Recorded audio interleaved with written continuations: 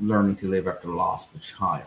And I don't have the full titles and subtitles and all that stuff done yet, but I've got the bulk of the book is actually written, and it poured out of me because, and only could come from living it. It's like, jot that little thing. Like someone asked me that today, and I really didn't know how to answer. Do I make them awkward?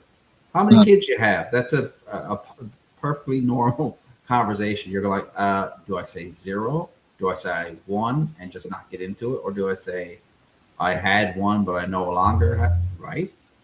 And that's been so that's an easy example, but there's several chapters that go around those moments. So again, it's another living the experience and trying to take it, as I've done with everything I've written, to take it and to share it with someone else, and hopefully it helps a little in their own journey, which has always been the purpose of everything I've written. Yeah, I mean, they've been super. I mean, I loved that first one I read was My Child is an Addict. That's where I was introduced to you and Zachary and that whole story.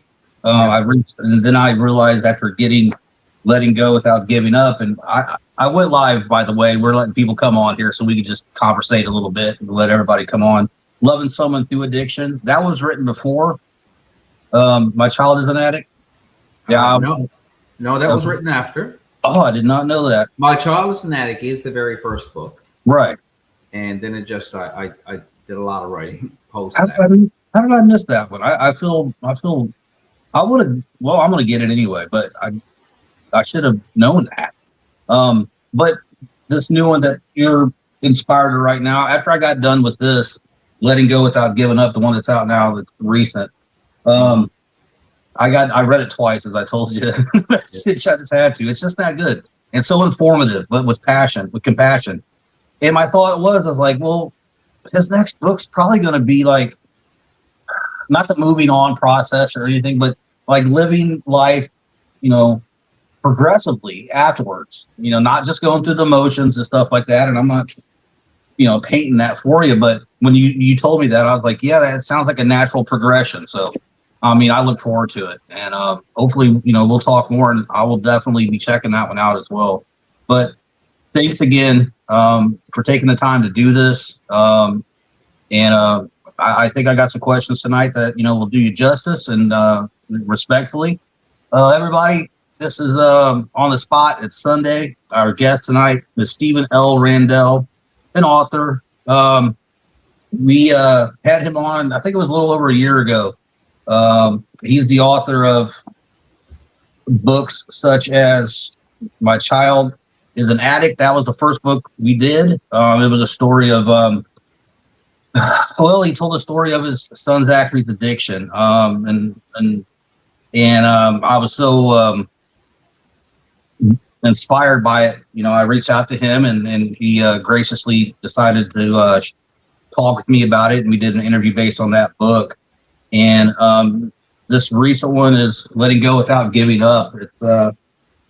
It's really, I mean, I don't want to like define it for you in any way, but it's the book for parents of addicts, and it really highlights your insights afterwards, and given advice compassionately based on experiences and things that you went through, and I think you did it so delicately, but also firm at times.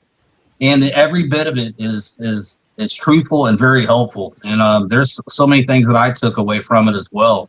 My own son had his battles, and God's working on him, I believe, to this day. But it helps me be able to approach him in a little bit different way. So any parents out there, or friends or loved ones that have people going through addiction, I gotta recommend this book. I read it twice. It's fantastic, and it's heartfelt, and you don't get a whole lot of that these days. You get people just telling you their opinions and giving you advice that may not have any experience with addiction. Stephen L Randell has definitely lived through it, and still getting through it to this day, and we appreciate him coming on tonight with us. I'm going to pray us in, and I got questions based off this book, and I'm going to ask them of Stephen, and appreciate everybody coming on tonight. Thank you so much. Father God, thank you for this time. Thank you for this day, the day that you've made. Thank you for my friend, Stephen, and setting some time up for him to speak with us tonight. I just ask that you continue to lead him, Lord, bless him, and keep providing, prospering, and protecting him, his family, his friends.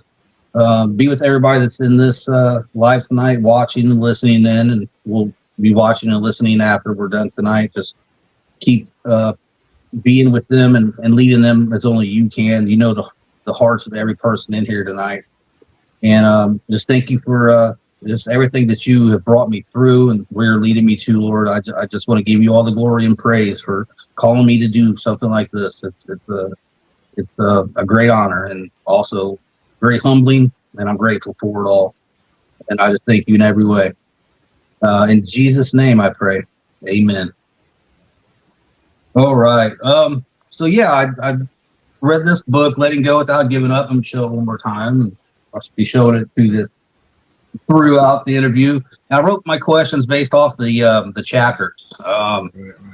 And I'm going to ask them of Stephen and see if we can't get a bit more in depth with some of this. So, Stephen, the first chapter is "This Was Never Supposed to Happen," which is a bold statement right off the bat. And my question is, pull off of something you wrote in that chapter. We were all young once. Rational seems like an explanation that fits and works until it doesn't. When did your son Zachary's behavior change, turn into a loss of connection? How did that realization change how you approached him? Well, it didn't happen overnight. I'm using a roundabout timelines, but somewhere after he was 18 years old is when I started to see him shift, more challenging, we'll say. Just we'll call it simple challenges, but yet out of his character challenges. And that pursued for a couple of years. And now within that, again, a lot of this was written from hindsight. I could say within that, there became an awful lot of denial that I was dealing with. So, but eventually it was over a period of a couple of years before I could sit there and say, like, we have a huge problem. This is a problem.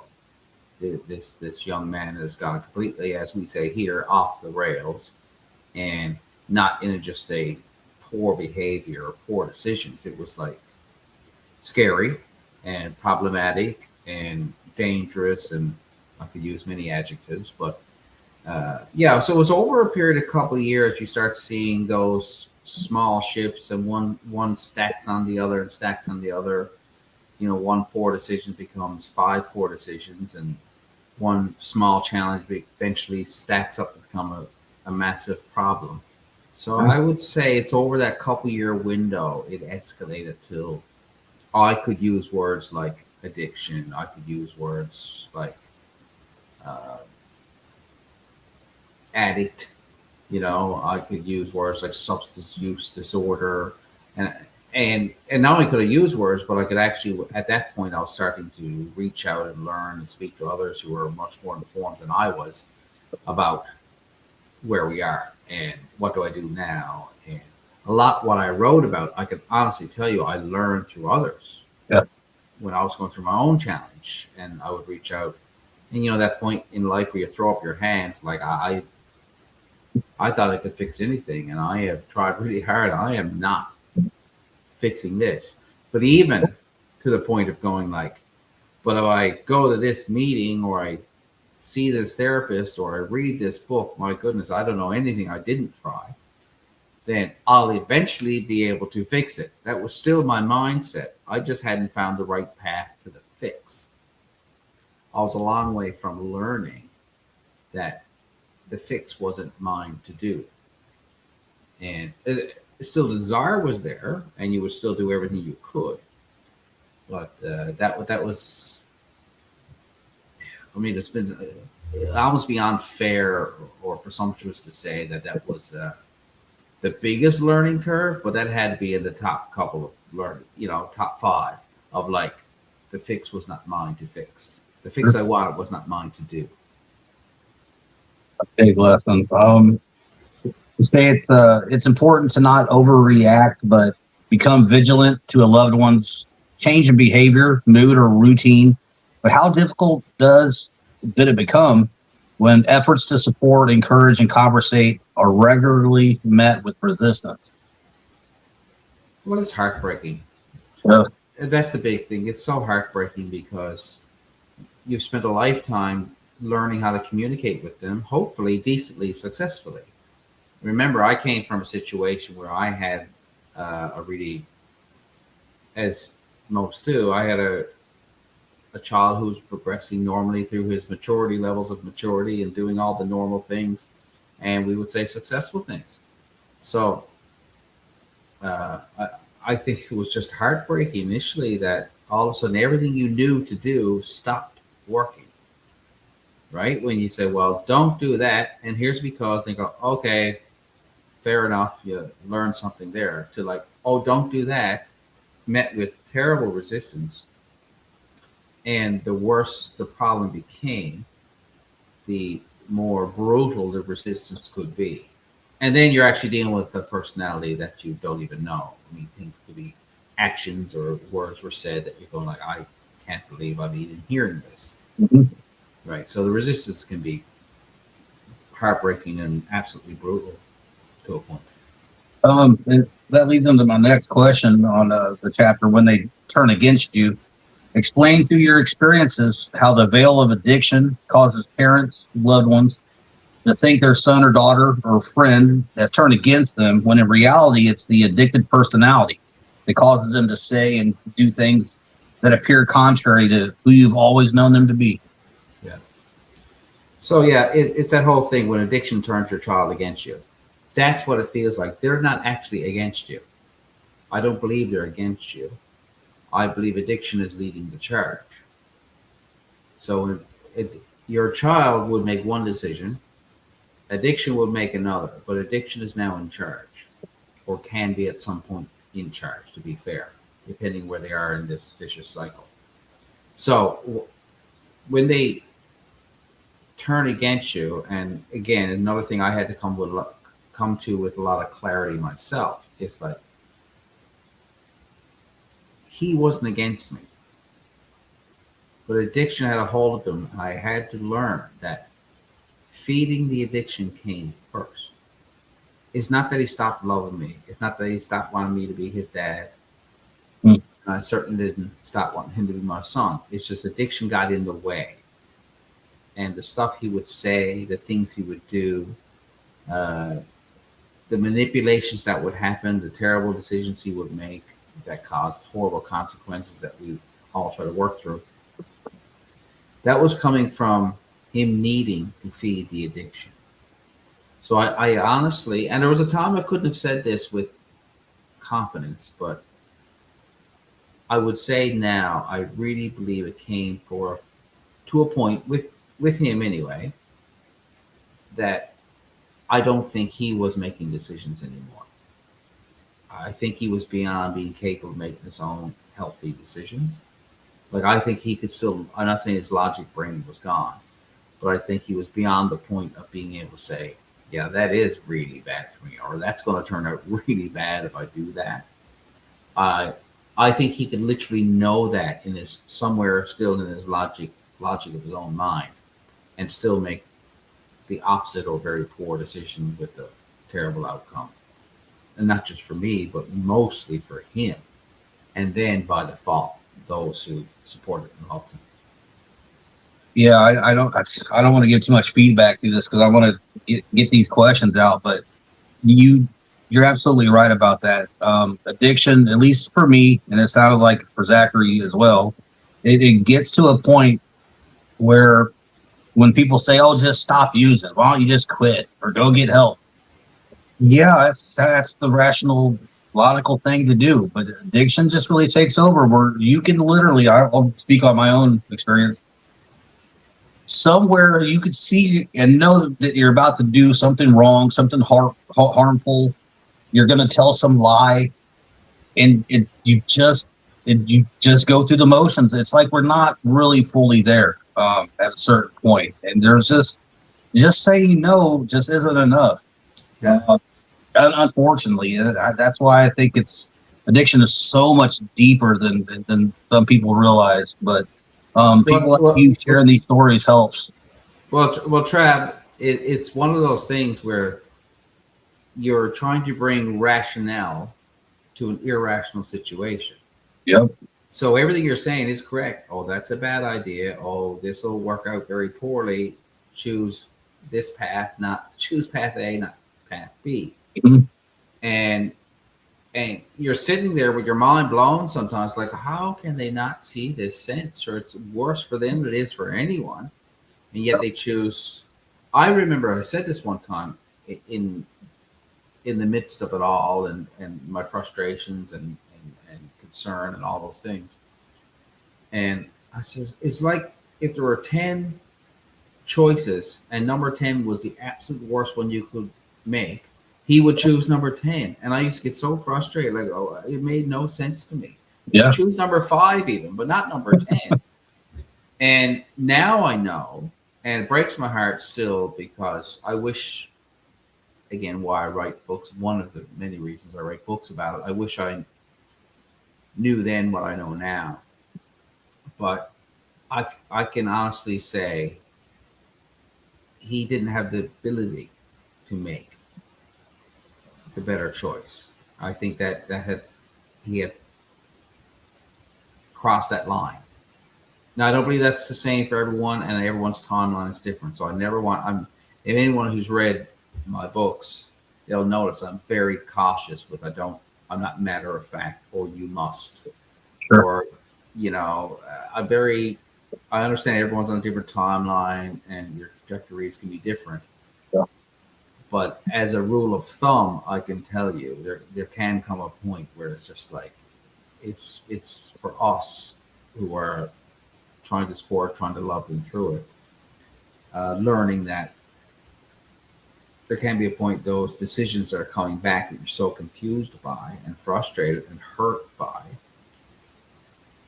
is not that loved one that you love so dearly and I believe still love you too.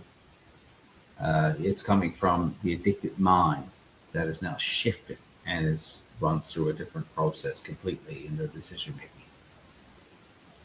Yeah, I mean, it can get to a point where it turns into this real thing known as invisible grief. That's where I'm going next. Yeah. How did becoming stuck allow invisible grief to settle in? How long before you realized it was present? And how exactly would you describe it so someone else may be able to notice it sooner? Oh wow, This was a big part. It was one of my I read it over a couple of times. Well, I can tell you, I didn't know I was experiencing what I wrote and called it invisible grief. I didn't know till years after. And I look back on everything I was experiencing, and then when I was blessed to talk to many people from all over the world, and I'd start hearing these stories, and some would come up to me. Here's what really triggered it. Some would come up to me and say, "Well, I didn't lose my child through addiction. I lost my child. It was a terrible car accident. So I didn't experience what you experienced, but I still had lost my child." Then you get other people say, "Well, I lost my child to this or that," and they all have their own personal stories. And but where invisible grief really came from was, well, those people who went from I lost my child long before they died because they left the house and I never saw them again. They became so distant that I couldn't. Everything we used to do, we don't do it anymore. They don't quote unquote hang out with me anymore. They won't have a conversation. They won't eat dinner with the family. I mean, the stories were endless.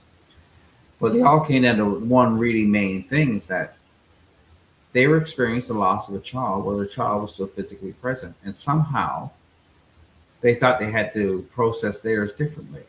And I started to see these comparisons of people who had lost a child through, sadly, what we'll say normal circumstances. You know, when I say normal, I hope your audience understands what I mean there. But for instance, terrible things that can happen. And to the people who their child was still alive, but were experiencing the exact same thing. So this became a big observation for me. I was like, oh, but they feel like they can't grieve. We know if you go to a funeral, it's an obvious time for grieving. It's obvious why it's happening. It is, the process. You're going through the process, and everyone's there going through it with you. But what if before that you're experiencing the same thing, but there is no funeral, there is none of these standard, we'll say, processes. And I realized I was going through that, and so many more were like they had lost their child, they had lost it. Yes, they were physically present, but everything about their grief was exactly like someone who already experienced a loved one passing. And I hope the chapter gives people permission to accept that you are in the grieving process because you have lost conversations, you have lost time together, you have lost connection, you have lost your own processes of living together. You've lost all of that, even the fun stuff. Like you've lost all. You don't get to do that anymore. How many times with my own son did I just wish we could just go do that again? I wish I could take him to hockey again, right? But he was still alive, but there was no hockey anymore.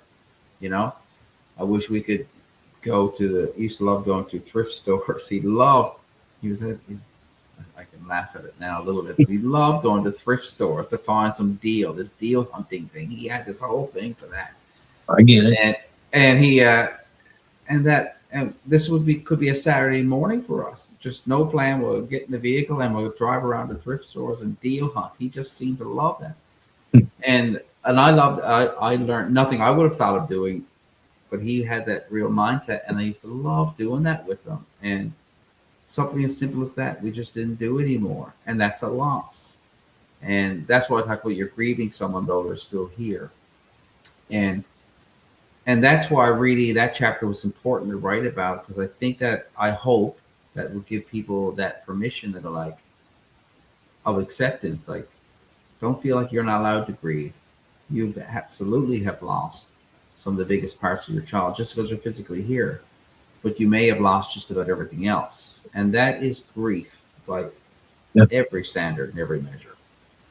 Yeah, I mean, I read that, and I mean, and I always try to apply some things to my own addictions, especially in 23. And it almost read like the person I mean, it could be your son, daughter, husband, father, friend, or whatever, but it's almost like that they're spiritually and emotionally kidnapped because you see them.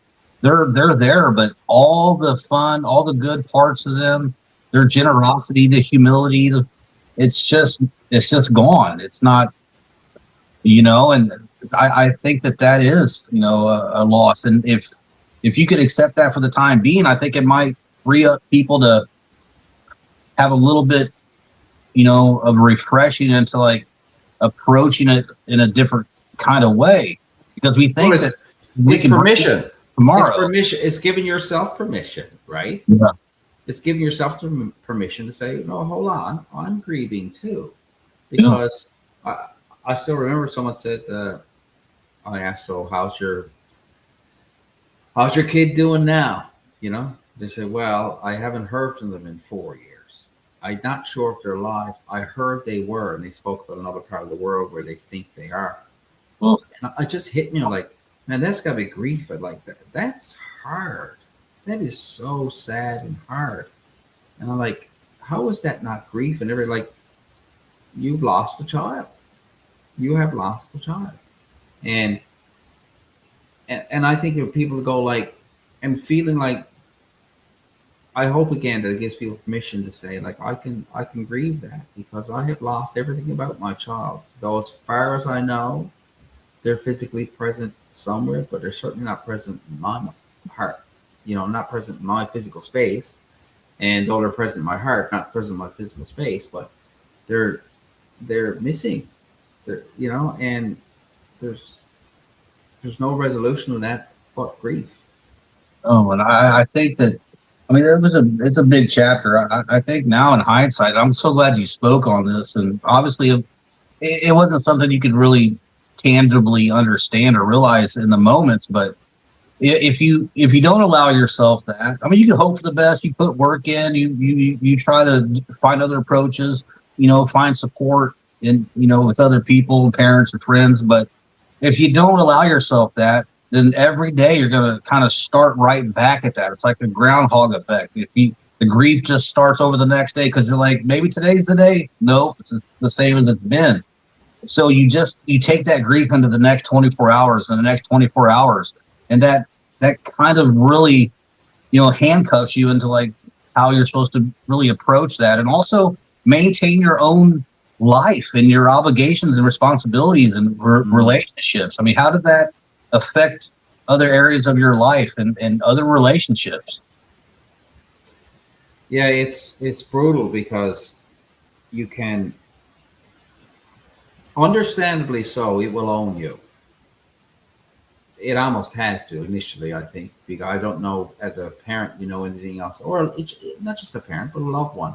You almost, when someone is struggling so hard, it's hard to know what else to focus on, and it's like the drowning man. Would you, no matter who we are, would you walk across the beach and ignore it?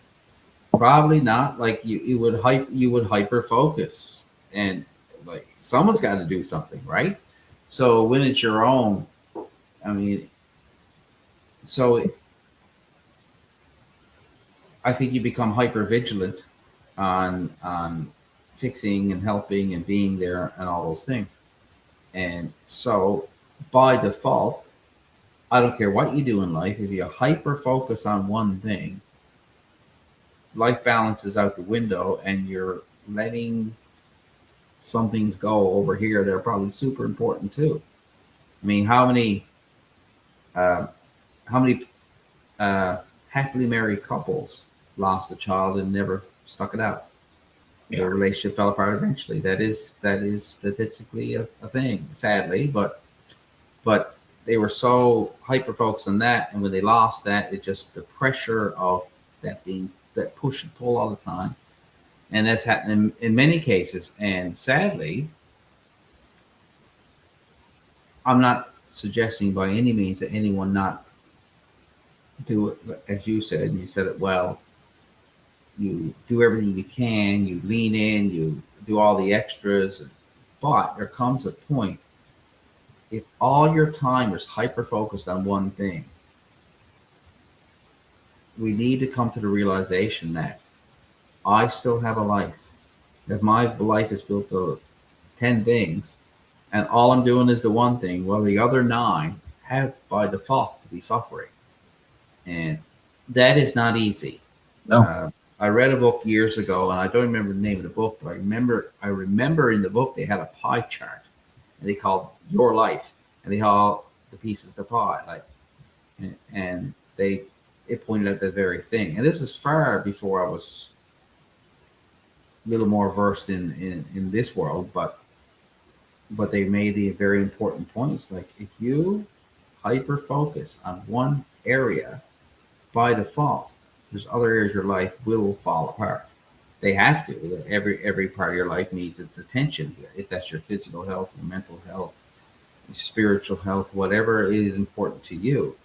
If you hyper focus over on one and leave the other few, whatever your life is made up of, then the other few will have to suffer. And I think that's such a common thing with people dealing with someone, especially with mental health and addiction issues, things like that, because it is so overbearing. It is so intense, and it's so daily, especially if you're living with them or next to them and whatnot. So yeah, again, I don't think anyone gets this perfectly right, but I think, again, when I write things, it's more about, I hope I help create some awareness from my experience. I'm not saying I have been clear. I've said it multiple times.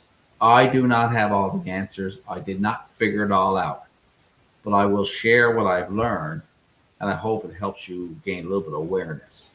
And if you can do that, then I think that can push you forward. Yeah, it can push you forward a little bit better. What I'd like to think, anyway. Yeah. When it comes to parents that lose a child to addiction. Mm-hmm. There's shame, guilt, and regret that persist afterwards. But it doesn't have, it's not proof of failure. And that's where I think a lot of parents get caught up, is like their child's loss is now their failure. Or maybe it's the husband's a little bit more that wasn't there, or the wife should have done this. So it just still perpetuates. How do you separate that? And how do you think of those three emotional states nowadays: shame, guilt, and regret, that just kind of linger afterwards? Okay. Okay. Give me a split second. I need to take a quick pause. I just got to do something for 1 second. That's okay. Sure. Yeah. All right. Got to take out my head. I'll be right back. Bear Okay. with me. We're right there. All right. Thanks. No problem. What age is coming tomorrow morning. All right. It's cool. Cool. Appreciate everybody that's on here tonight. Yeah, this is it's a slightly different on the spot. No worries. Thanks. Move today. Definitely a Just for life this for the conversation. Raven. Get it off the head. Oh, He likes for it to I'm good. continue on, though. Okay. I'll see you in the morning. He likes for it to be believed. Sorry. Apologies. You got me? That's okay. It's real life. Oh, yeah. Yeah. Yeah. Sorry. Ask your question again. I'll go back to that one. Yeah, I started to talk about shame, guilt, and regret, and how they can exist, and usually do, afterwards for many years, but not as proof of failure. How do you separate that, and how do you think of those three emotional states nowadays compared to 4 years ago? Ooh, another good question. Well, let me be clear. I don't know anyone who has nailed this perfectly. No. I think there's a part of awareness is always key, that you can stop yourself and go like, okay, I'm feeling a bit of shame about that. I'm feeling a bit of regret or what have you. My son, on the place where the ambulance took him away, we installed a beautiful park bench with a plaque and all those things. I visited it today, actually, Oh, as I do often. But I sat there in a moment on the bench, in a quiet moment, and there was no question I felt a bit of regret. There's no question I still go like, oh, maybe if I could, and oh, I can't believe it's in 4 years. My goodness, if I knew what I knew now, I would probably be on this different. I think having the awareness to catch myself, like, okay, Steve, it's okay to feel that. It is not the reality. You can't go back in time and relearn things or know things miraculously back then that you've only been able to know and learn through your school of hard knocks and just through experience. So I tell people all the time, like, if you feel something, you feel it. Try not to live in it.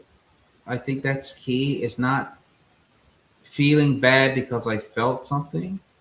It's accepting that I'm feeling that now.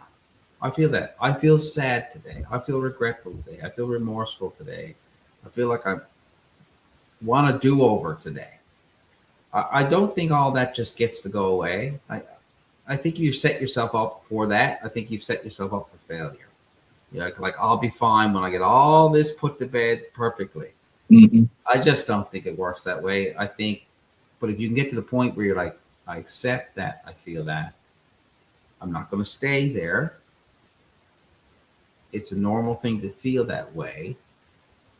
But this just shows me this part of me that's still got to work on some healing. And I suspect that could be a lifelong journey. Less intense, no doubt, if you're doing the work. And I'll say this one more thing on that point of doing the work.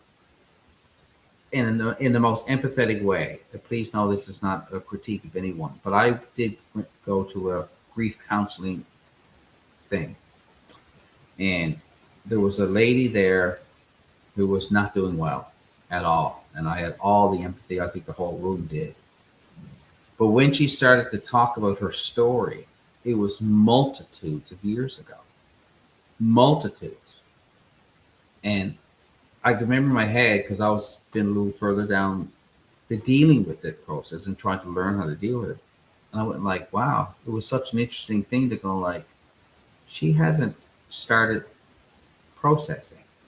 And I think that's key. It's not that it's gone away and I feel okay with it now. I don't think it's ever getting okay with it. I think it's learning as those emotions come. You go like, okay, I feel that. That's okay. Still got some healing to do there. Self-blame was a very heavy weight for me. That was a big one. That was a big one. Could have done it better. Could have, should have, would have, sort of thing. But that was a big cross for me to bear. I don't spend much time in self-blame anymore. Now, can it creep up on me sometimes and I notice myself doing it? Yes. But again, in processing, I don't do it as much anymore. I don't do it as intensely anymore. I don't stay in it as long. So that's why I've always believed it's a lifelong process. And some of us will move through different sections at different times, at different speeds. And that's personality type. That's your own personal situation. There's a million reasons for that.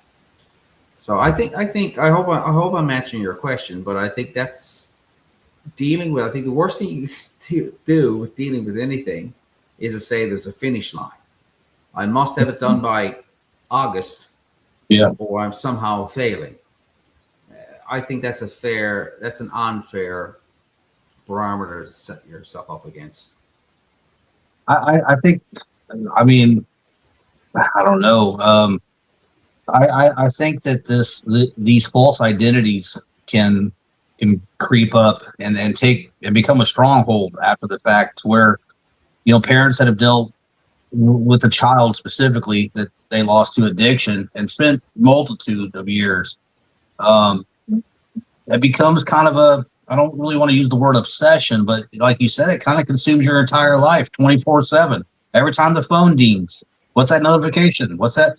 So that becomes their whole life while they're just barely managing everything else. So when that child's gone, unfortunately, they're still so attached to all their efforts and their hopes and prayers and trying.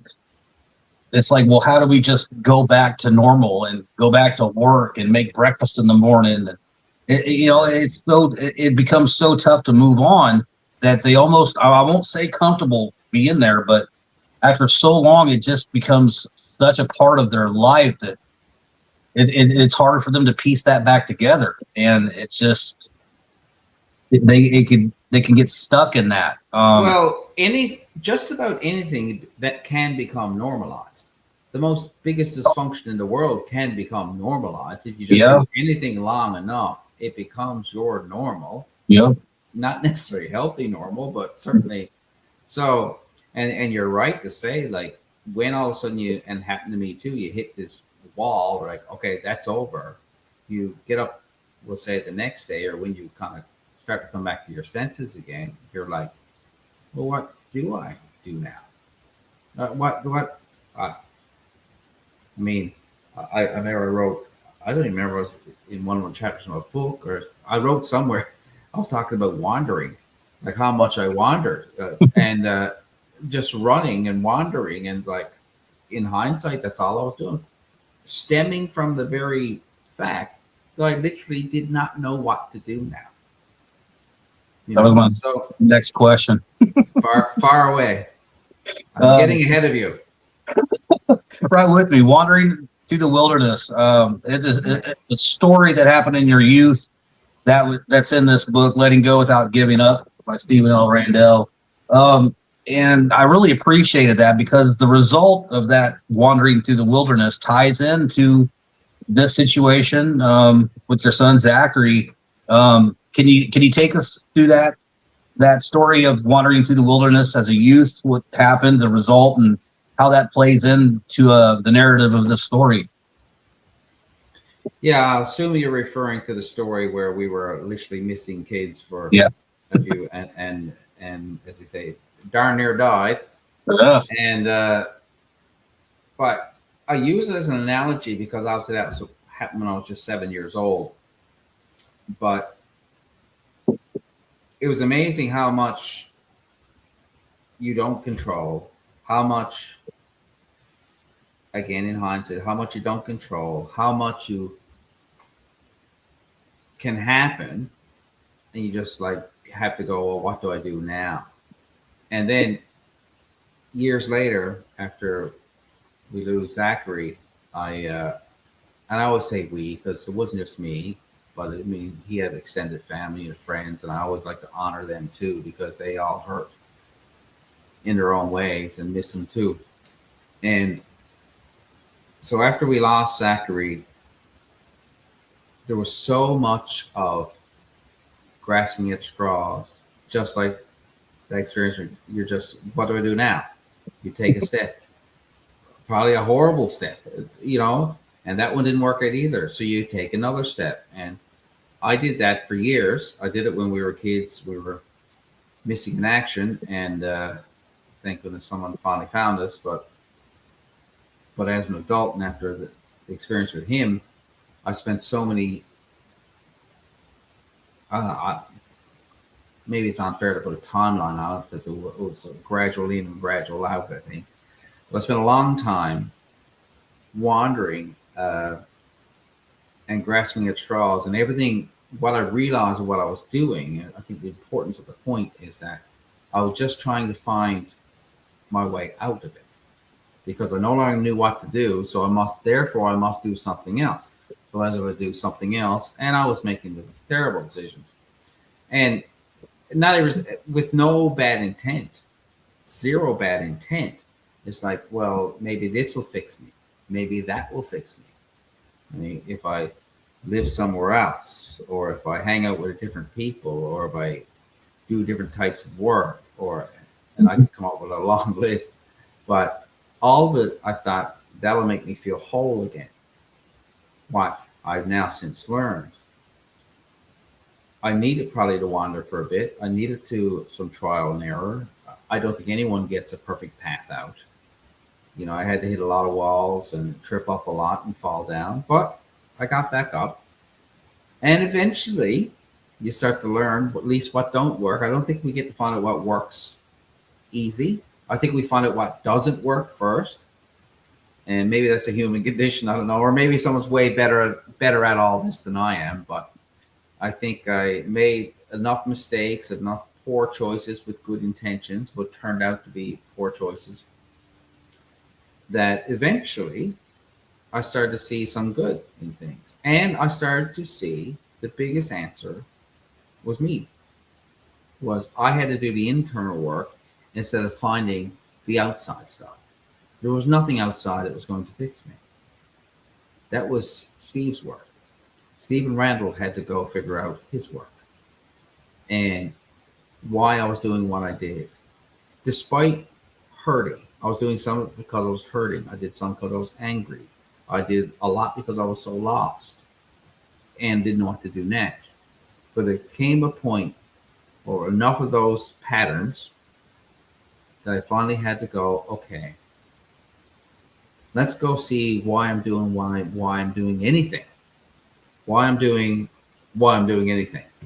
And figuring that out is I think it's the greatest thing any of us can do for ourselves. If we can sit down and say, like, why am I doing anything that I do? Why? A lot of people go like, oh, I have a self-destructive pattern, or I'm always dating the wrong person, but ends up being the same person. We've all heard it. Like, and if we can all stop ourselves, go like, wait now, why do I keep doing what I'm doing? And it's not that I was so articulate or smart to decide all those things. It was more so I had to get to the point where I tried so many random things and I think I refer to it as grasping at straws. I did this constantly until finally, and nothing would work because I was reaching at things outside of myself. Instead of going like, I had to go internally and figure out why I'm doing anything. Especially when I lost as we spoke about earlier, lost so much purpose because my purpose had become rescuing, fixing, and being there and trying to support all again. And I know so many parents and loved ones have been through this, all from such the best, the most determined intentions, but yet you realize none of it worked or was working. And so to realize now, so what do I do now? And that part of rediscovery and going internal, not external. And that was when I realized that it had to be internal, that changed everything.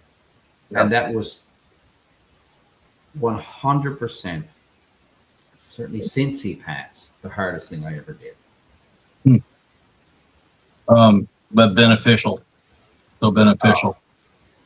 Unbelievably, irreplaceable. So, grasping at straws, that's such a good analogy. When love is no longer enough, what happened? How did you feel when your efforts of structure and encouragement provided no equal outcome in Zachary's circumstance? Well, you feel defeated, and there was some point, for me again, it was a little more in hindsight. There was some point I realized that there was nothing I was going to do more of that was going to bring the resolution I had hoped. Hence the phrase, when love isn't enough. There's no way I could have loved him anymore. Not that I was a perfect parent, I was far from it. But Lord knows I loved him, more than life itself. So getting to the point where no matter what I do, say, love, and all the ways I express that, that wasn't the answer. That was never going to be the answer. And I'd like to think, it's taken me a long time to kind of say this out loud, but I would like to think he knows that. He knew that. He knew he was loved. I think he also knew how much he struggled. I think he knew all these things. And I think I was longer knowing all those things, that he was extremely loved. And I would say to any one of your listeners that I highly doubt anyone with any good intention in their heart at all. I don't think love is the issue. I don't think how much you care and how much you love is ever the issue. I think it's so much bigger than that and beyond that. And so many people, and I say that and to encourage people to understand that I believe your child knows. They might have trouble accepting that right now or navigating around that. I believe they know. And I also believe that you love them dearly and would literally lay down your life for them. But also know that doesn't work either. That is not the answer. And that will not where the answer comes from. That's a tough one. But it's also very valuable when you can start accepting that. Keep loving them with everything you have, while accepting that mightn't be the fix. Did that realization cause you to begin questioning yourself and your role in the whole thing? Yeah. Well, you certainly, I don't know if it was that realization that made me question the role, but I could tell you certainly questioned your role a lot. Well, what's the point then? How did that change? I'm doing all the parent stuff. So what's the point then? If everything I normally know to do doesn't work anymore, then what's the whole point of being a parent or what have you? And so I think that's the part that I ended up questioning the hardest. What was my space in all this? Where do I fit? Hence why I talked with the wandering for a few years later. So yeah, I think it would make any sane person question their role and question almost what's the point then? That kind of feeling. I'm not sure I'm answering your question, but that's how it made me question it. I got this one too. That's kind of goes along with that, because I think at that point maybe we're kind of with you on this journey and these different points that you're coming to. There's a risk for parents, loved ones. I think yourself too, in the moments of it, who stay stuck in those same patterns without any results changing, what Yeah. what can happen if people stay in that rut expecting something is going to change, and they got to just keep doing have the same patterns day after day. Yeah, that's the scary part because you can't. It's just every personality type is a little bit different. There comes a point you will hit a wall. You stay in those same patterns of trying to do all these things that aren't working. And I say this with love because I did it, I think, longer than many. Uh, it will get the better of you. It will take everything you are. It will take everything around you. And I said this before, addiction. I'll use addiction. This, I know it's a lot bigger picture than that, but in the case of addiction, it only starts with your money. It comes for everything, but it also comes for. So if you get sucked into that vortex of dysfunction, it will take everything you are too. And like people can say to you, well, my life's a complete mess, but look at what's going on around me. I'm like, yeah, that's fair. That's a fair point because you can make a lot of good cases why your life is a mess. And you're not wrong. And I have all the empathy for that. However, there comes a point where you got to decide, am I going to keep doing the same thing over and over for a month, a year, 10 years? I had a message just recently from someone who talked about their story, and it's a sad story, but they're into almost 30 years of it. And they're still talking like, Wow. They're into a couple years. Because that came later in the story. I went, oh, wow. Because everything they told me, like this was a new thing. They were learning, what do I do? And I was like, there it is.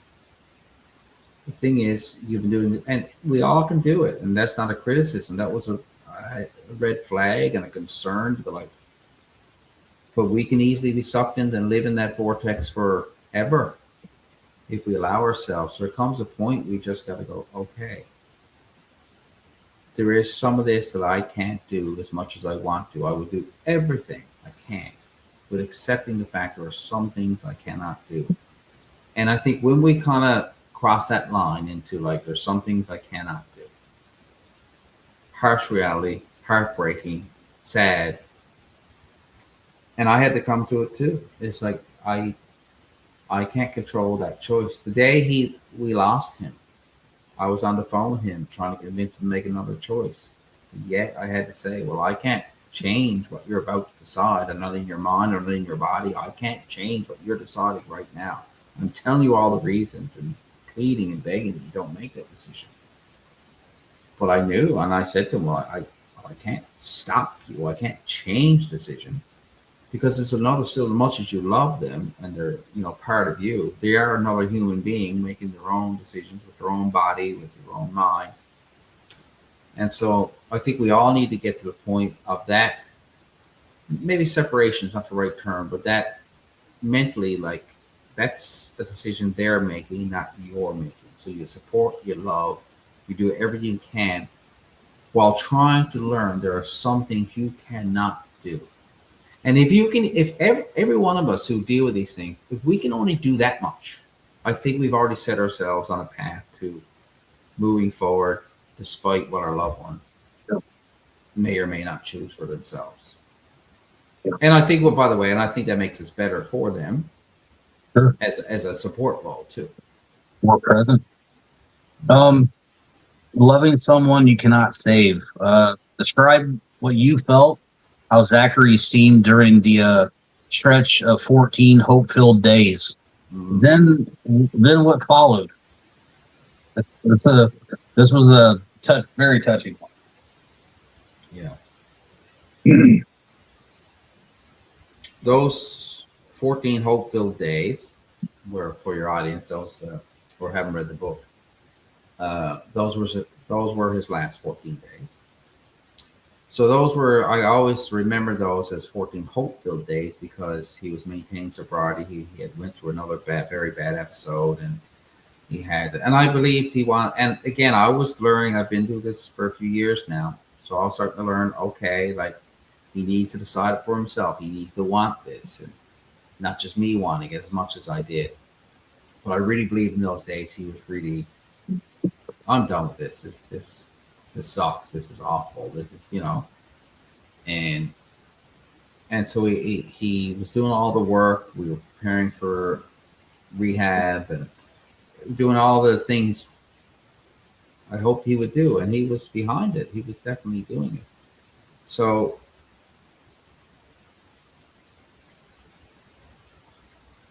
after those days, and he made made the wrong choice that day, and that choice was to go back and hang out with the wrong people, and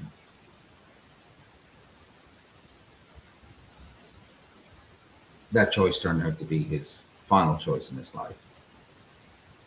And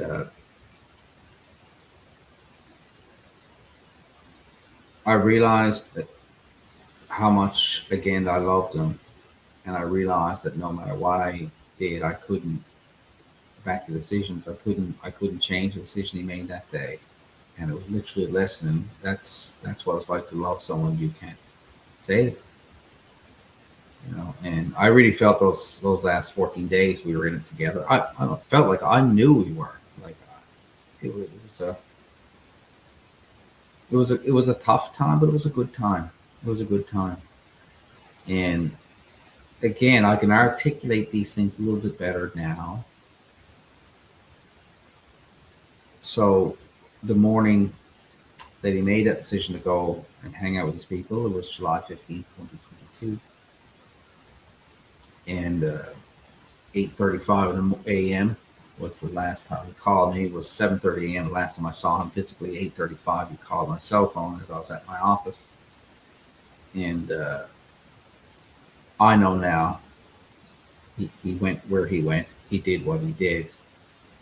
And he overdosed and he died. Somewhere around 1 p.m., a few minutes, give or take. We're not sure exactly. We know where, we know what happened. The hospital brought him in and whatnot. And then it became a desperate search to find him because remember, he was found with no ID. He was just missing. The call I expected to come later that day when he was probably in some trouble, things didn't go well, maybe he had a little bit of money that'd be gone. I've been through this far too many times. The call didn't come. So as the day stretched on and into the evening, the concern grew greatly, and we'll say over the next 24 hours, basically, there was a frantic search between all the things you do when you're searching for a missing person. And it was 2:00 the next afternoon, so July 16th, that the police were at my door to sit me down and walk me through what they had found. And so we spent a lot of hours as a missing person, still full of hope, of course, because he always came home. That kid always came home, always showed up. I mean, I've been through not this long, but concerned and missing for a while. And but that was when they showed up and he left, and the police left. Sorry, and I sat there and realized that, in hindsight, I realized that there was no saving any of this. There was no, and that was, and that's probably where I wrote about that and where it all came from. It's like there wasn't. Still the guilt, still the shame, still the frustration, still wanting to do overs. The what ifs? What if I went back and made a different decision? What if I didn't leave for the office till an hour later? What if I did? The scenarios are endless I could come up with.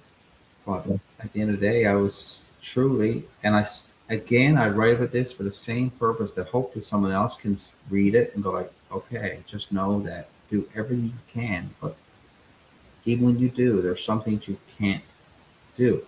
So while he was maintaining sobriety, planning all the positive things to move his life forward in the right direction, he made a decision that none of us controlled but him. And sadly, that one was his last. And I don't think as a loved one you ever get okay with it. I think you just gain enough understanding to learn to live with it. That's How, heavy. No, that's heavy. I know. well, I appreciate you taking us through that. I hesitated asking, but I'm like, he wrote about it. Was that? I mean, maybe a lame question, but was that the most difficult chapter for you to write?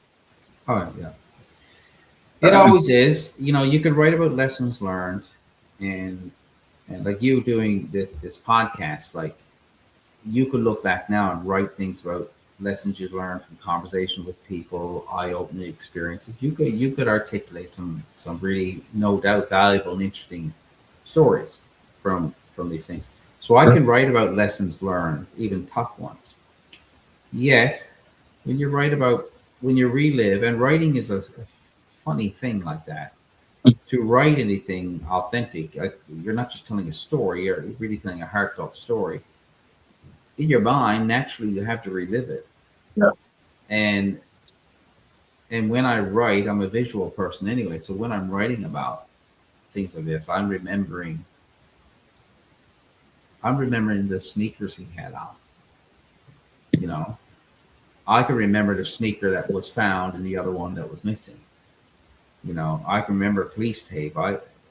Stuff I can remember is, but visually, to tell a story, I have to go back in my mind to do that. So telling something of that final and tragic day, or day, and then subsequently the next day when all the information came out, and then me, I visualized his, which I've never seen. That's the way the process worked and the timing, whatnot.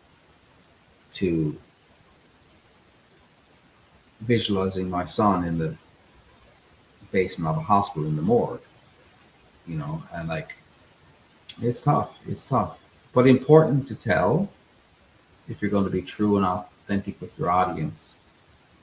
Like I, and when I started the whole writing journey, it's maybe a little bit of an aside, but I think it's to your point. I promised myself that I'm going to be authentic and real. If anyone wants to read it or not, it is what it is. But at least what they'll read, what I wrote, was authentic. And if I could do that, Yeah. it is what it is, and tell the story like it is. And there are many graphic details of stories I could tell, of experiences that I've never written. I don't, never say never, but I don't think I'll ever write about some terrible experiences. I don't need to dramatize something for the sake of drama. Mhm. But a story like that, I felt it was important to tell for people to understand. And when people read what I wrote, you realize this is not a guy just writing a story. This guy understands, and I hope that's part of the part that really helps people. I'm reading I'm reading the words of someone Yeah. who 100% understands what I'm living through. Thanks for sharing all that with us, Stephen. That's probably one of the top reasons that I have such respect for you, because you could have painted things in such different ways. It's just genuine, and I don't think it's as easy to do as a lot of people would think. So I appreciate that. And fear of letting go. You wrote, and I quote this. I wanted to use this whole line. You begin measuring the quality of your day by how things are going with them. I believe every parent, friend of a loved one who battles addiction does that. How are you measuring things, and what event caused you to stop doing that? Hmm. Well, that comes back to a choice, isn't it? That's a decision. You're like, okay, like we just talked about.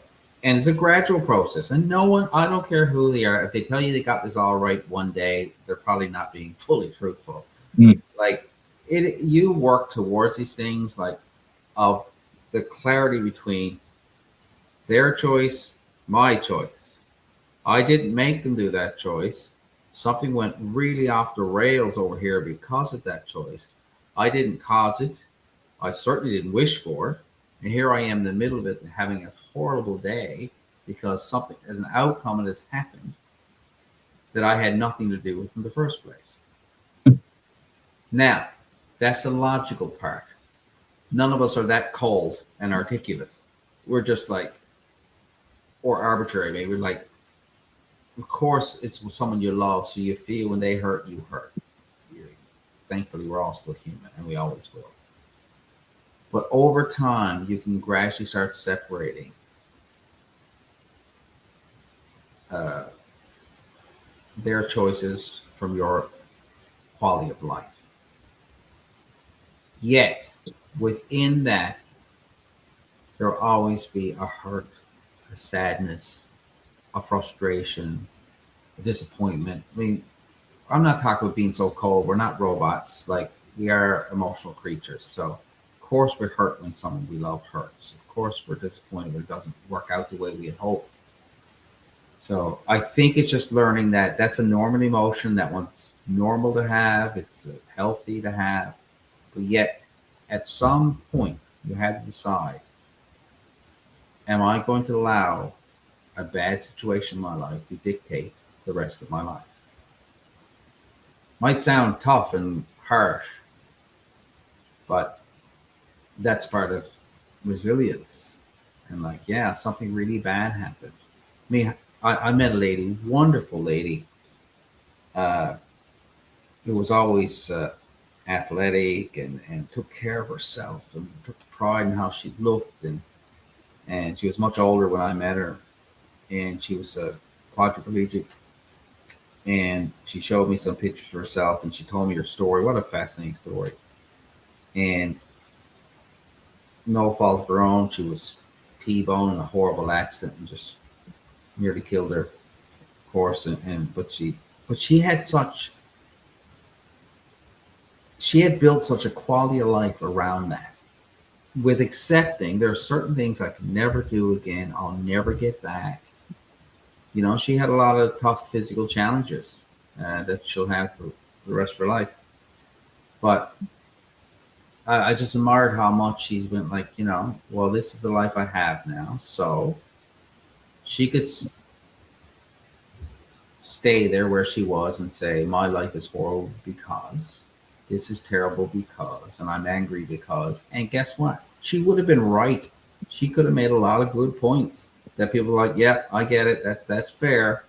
I don't know if she's right, but I certainly say you could acknowledge that she was being very fair and she can make a great case. But what a learning curve for me. I went like, you know, just this lady has built a life around, despite a horrific, nothing to do with her fault thing just came her way one day many years ago. And I think no matter what you're dealing with, that's key. It doesn't, you're not trying to sweep under the rug the terrible thing that's been going on. You're not still trying to love someone and support someone every way you can. However, there's just, I think for all of us, there comes a point we get to decide. We still get to decide if I'm going to try to build my life the best I can, despite this really, really tough challenge that life put in front of me. And you can use it, or you know, you can embrace it, and even the parts you don't like, and try to do something with it. You know, not to be cliche, but I've heard it said many times: you can get better, or you can get bitter. At the end of the day, that is still a choice, and never disregarding the terrible thing that may have been laid in your path. And like I feel like now And I still everything I tell you, I still wrestle with at times, to be clear. But I'd give it all up to have Zachary back. But I don't, that's not a choice I get to have anymore. And I know that. So I do feel like I'm honoring his life of we can help others because I feel like it's we because I couldn't do this without him. And I kind of feel like we're getting this the last thing we get to do together. Mm. And that means, sorry, that means a lot to me. Yeah. Well, And we still get to do this part together because I could never write this without the experience of him and I and all those things. So that's the choice.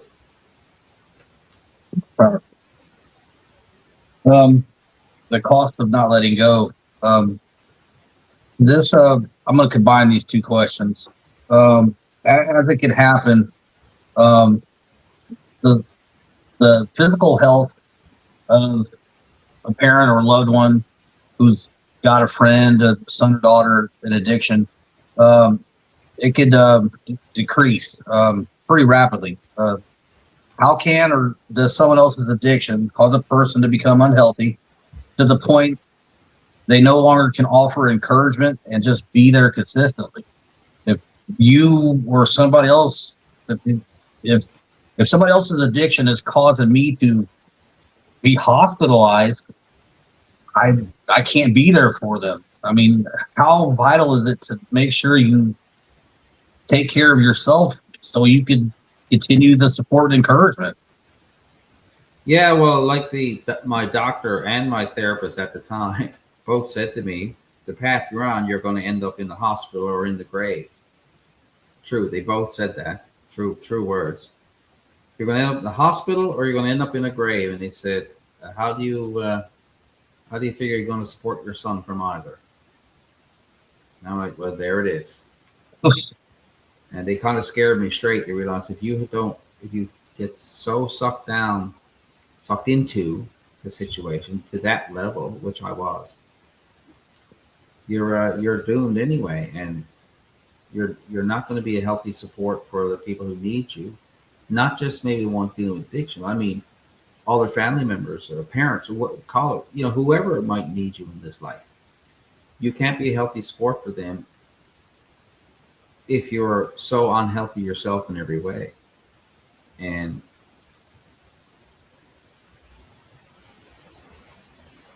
that's the choice you got to make. Do I really if I'm the martyr, does that somehow make me better, fix their problem quicker, better, more? I can tell you because I've lived it, it doesn't.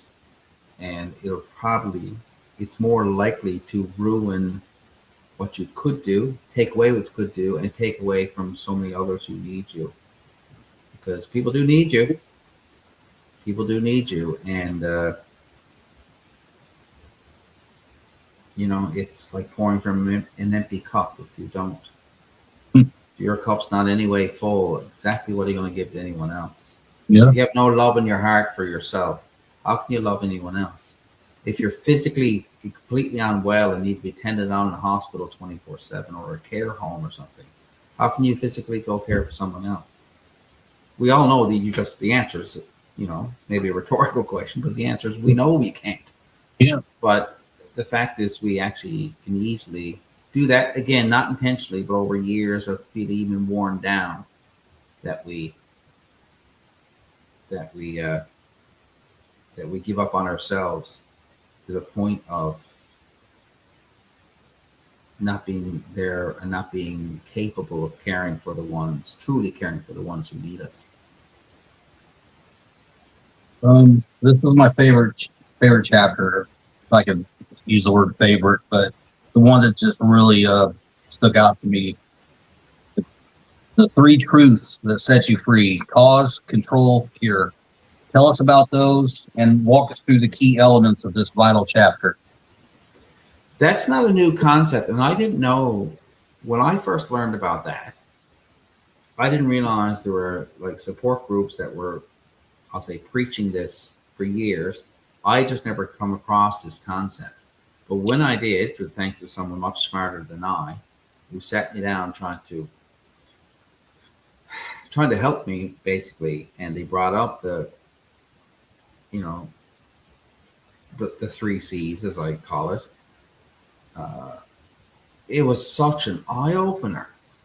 It's like, number one, someone gave me permission to say, it's not your fault. You didn't cause it. And I'm like, well, of course I didn't. I didn't go out and want my loved one, my son, to be addicted. Well, I knew I didn't cause it because I knew physically in my head, or logistically, I even go like, well, I didn't go buy him drugs, right? So I was like, okay, that makes sense to me. I know I didn't cause it. He said, and he was very frank with me. I had a lot of respect for the person talking to me at the time, and he said, your problem is you think you can control it. And he called me out. He was 100% correct. He said, you think you can control it. And he walked me through how I just never had any control. And I look back at all the decisions that happened over the years and things I tried to control, and I tried hard and failed every time. And yeah, now granted, did I misdirect a little sometimes, maybe slow something down? Sure, maybe I affected a few things along the way, but I had no control, real control. And all I wanted to do in this world was cure it.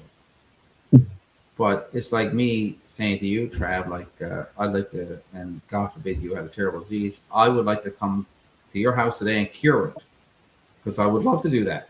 You know, logically, well, I can't do that, right?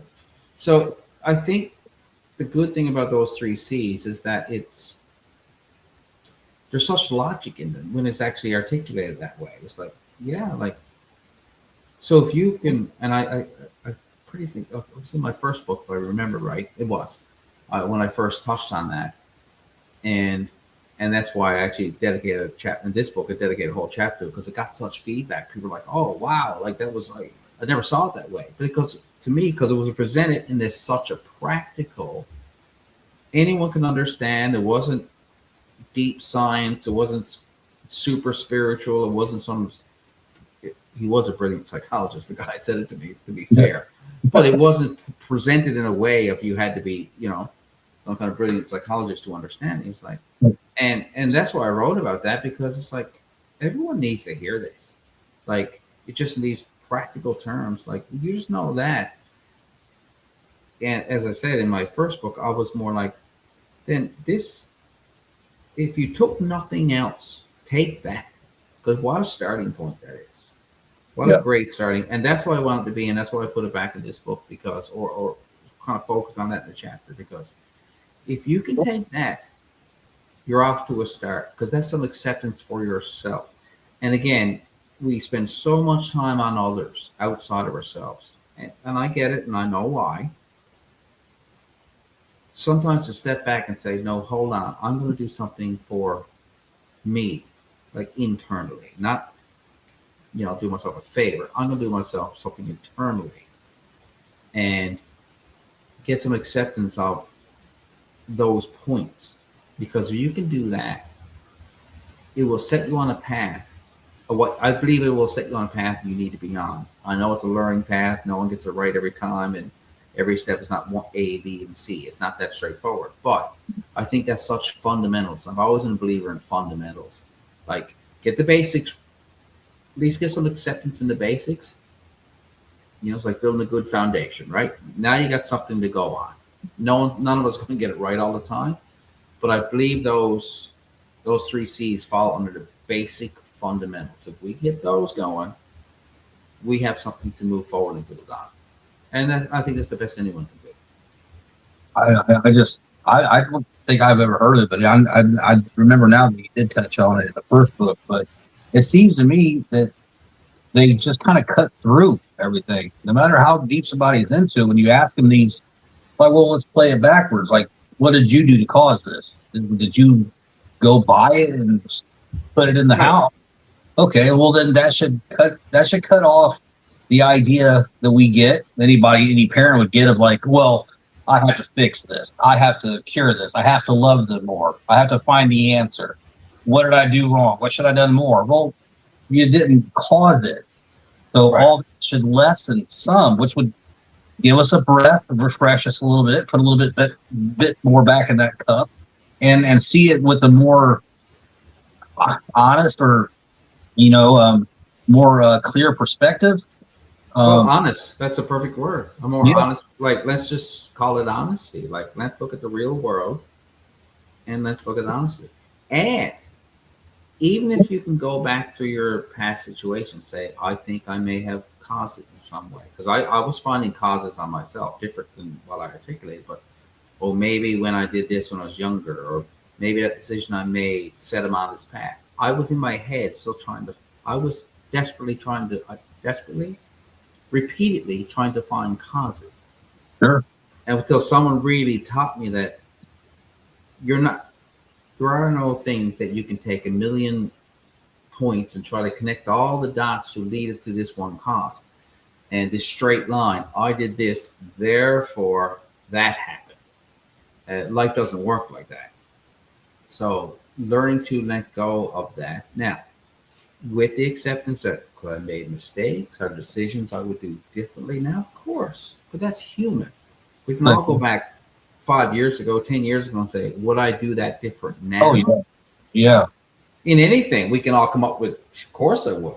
But I yeah. made it, if you're living a decent life at all, you're probably being normal and making decisions based on what you know at the time. Yeah. Right? So this trying to link cause to A equals B equals C is, well, it's just self-torture. That's incorrect, but I wouldn't say incorrect, but it's not the right math, put it that way. Like it just doesn't work like that. It took me a long time to really be able to settle on that one, and it took me a lot of learning. Yeah. Again, from people who were smarter than I to teach me that. But I think if those fundamentals, you take those, and I think it gives you a true foundation to start moving forward, because you're on a really good basis to move forward from that. Yeah, and I think it would make those efforts more tangible. I mean, instead of, because it will create this cycle in your head that'll start those patterns and that rut and in that valley. And if you're constantly in your head not making any progress, how do you think you're going to make any progress with the actual situation? And even if you could, like, oh, I did this, so this happened. If you could connect A and B, well, still, what are you going to do to fix that now, to undo that? I mean, it's already been done. So even if we find those things to link together, it still comes to no fruition. I mean, but I think it's such a natural or unnatural thing to do. Like, why did this happen? And what, and it never stops. It's just on a loop. Well, it's normal. It's normal to want answers, right? Like, it's like we want, like, that's logic, right? We want, like, this happened, so therefore that happened, right? But sure, but even if you get your answer, it is. I think self-torture is the right word, because even if you get the answer, like, oh, this is it, well then, okay, I'm going to present this answer to the problem, to the person, and I still there's no solution there. That's a rough one, but I mean, it's so vital to get that. If you can remove yourself from, like, the cause of the situation, then you get a more clear, honest view of how to, like, proceed with it without not overly attaching yourself to it. I think, it creates a little bit of a divide that's necessary. Absolutely. Opinions are free. Counsel is priceless. This is good and very meaningful. Why is it necessary and crucial, really, to filter opinions through thoughtful context before trying to apply or implement them? Yeah, it's knowing the difference, right? Because everyone has an opinion. Yeah, and everyone has an opinion, and some are just throw them in the garbage. Some are coming from a good place, and everything in between. Sure. But seeking counsel is not opinion. If you're going to people who you trust, that will give you a perspective, that they have some good quality and some good qualification to understand. They'll give you some perspective that you actually want to hear, and they're going to give it to you in a way that they don't want anything from you. They don't like, I'm going to give this to you because I have some qualifications to give this to you. And I believe this is going to be good for you. And there's nothing in it for me. Now that's good counsel. Sadly, in life, opinions are everywhere and free and based on a myriad of things that may be irrelevant to our situation. Sure. Sadly, and frequently, they can come from people quite close to us who we feel like, therefore, because we respect that person or they're close to us or what have you, we somehow have to accept that opinion and work with it. And I have a good friend of mine for many years who was just naturally good at this. Like, you could give him opinions all day. It's like he didn't hear them. He just, they didn't exist to him. Like he had a couple people that he seeked for good counsel, and he was lucky he figured this one out really young and early, right?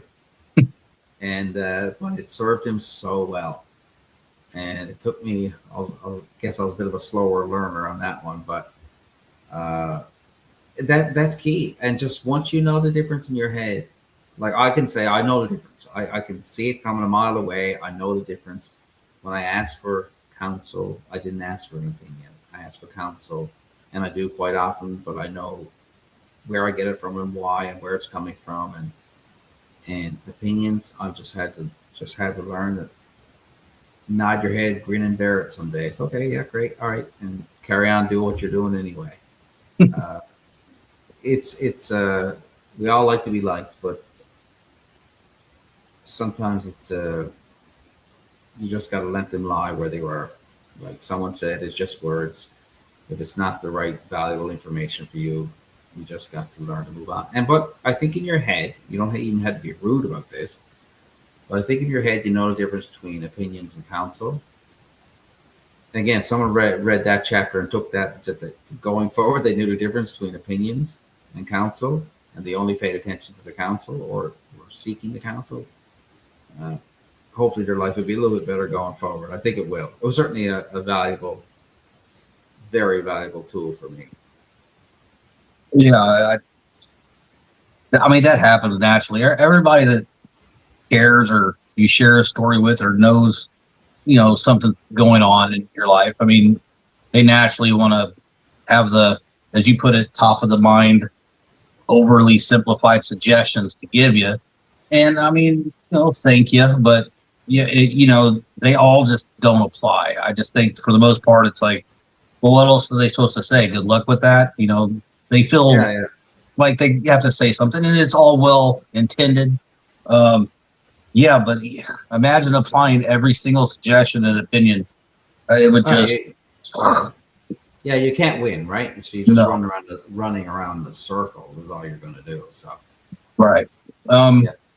Loving yourself without losing them. Their choices belong. I'm quoting this. Their choices belong to them. My responses belong to me.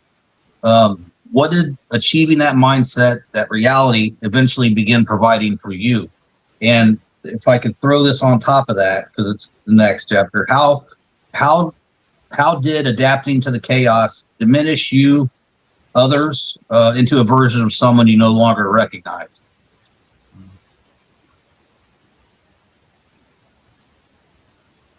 I probably should have separated those. Oh, no, it's okay. Looking at I love that.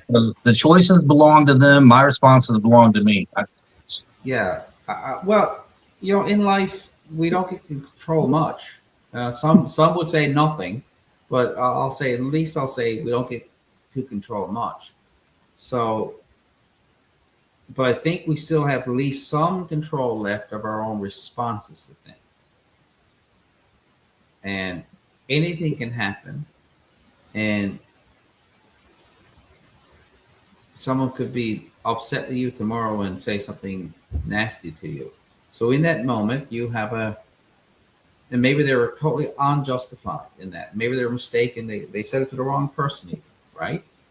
But your response would be like, hey, hold on, I didn't even do that. What are you talking to me like that for? Or, hey, hold on, you don't get the right to speak to me like that, right? You can have a logical, sensible, and well-deserved response to that. Or someone can cut you off in traffic, and some people who just can't even drive after that. They're losing their minds in their own car. I always laugh at that one. I'm like, well, why are you so upset? Like, just carry on. Like, but that was the choice of your response, right? So your response is, I think that's the part we still get to have. We can choose to respond in a way that we can keep moving forward, and we're not always sucked into the negativity or a terrible thing or whatever happened around us.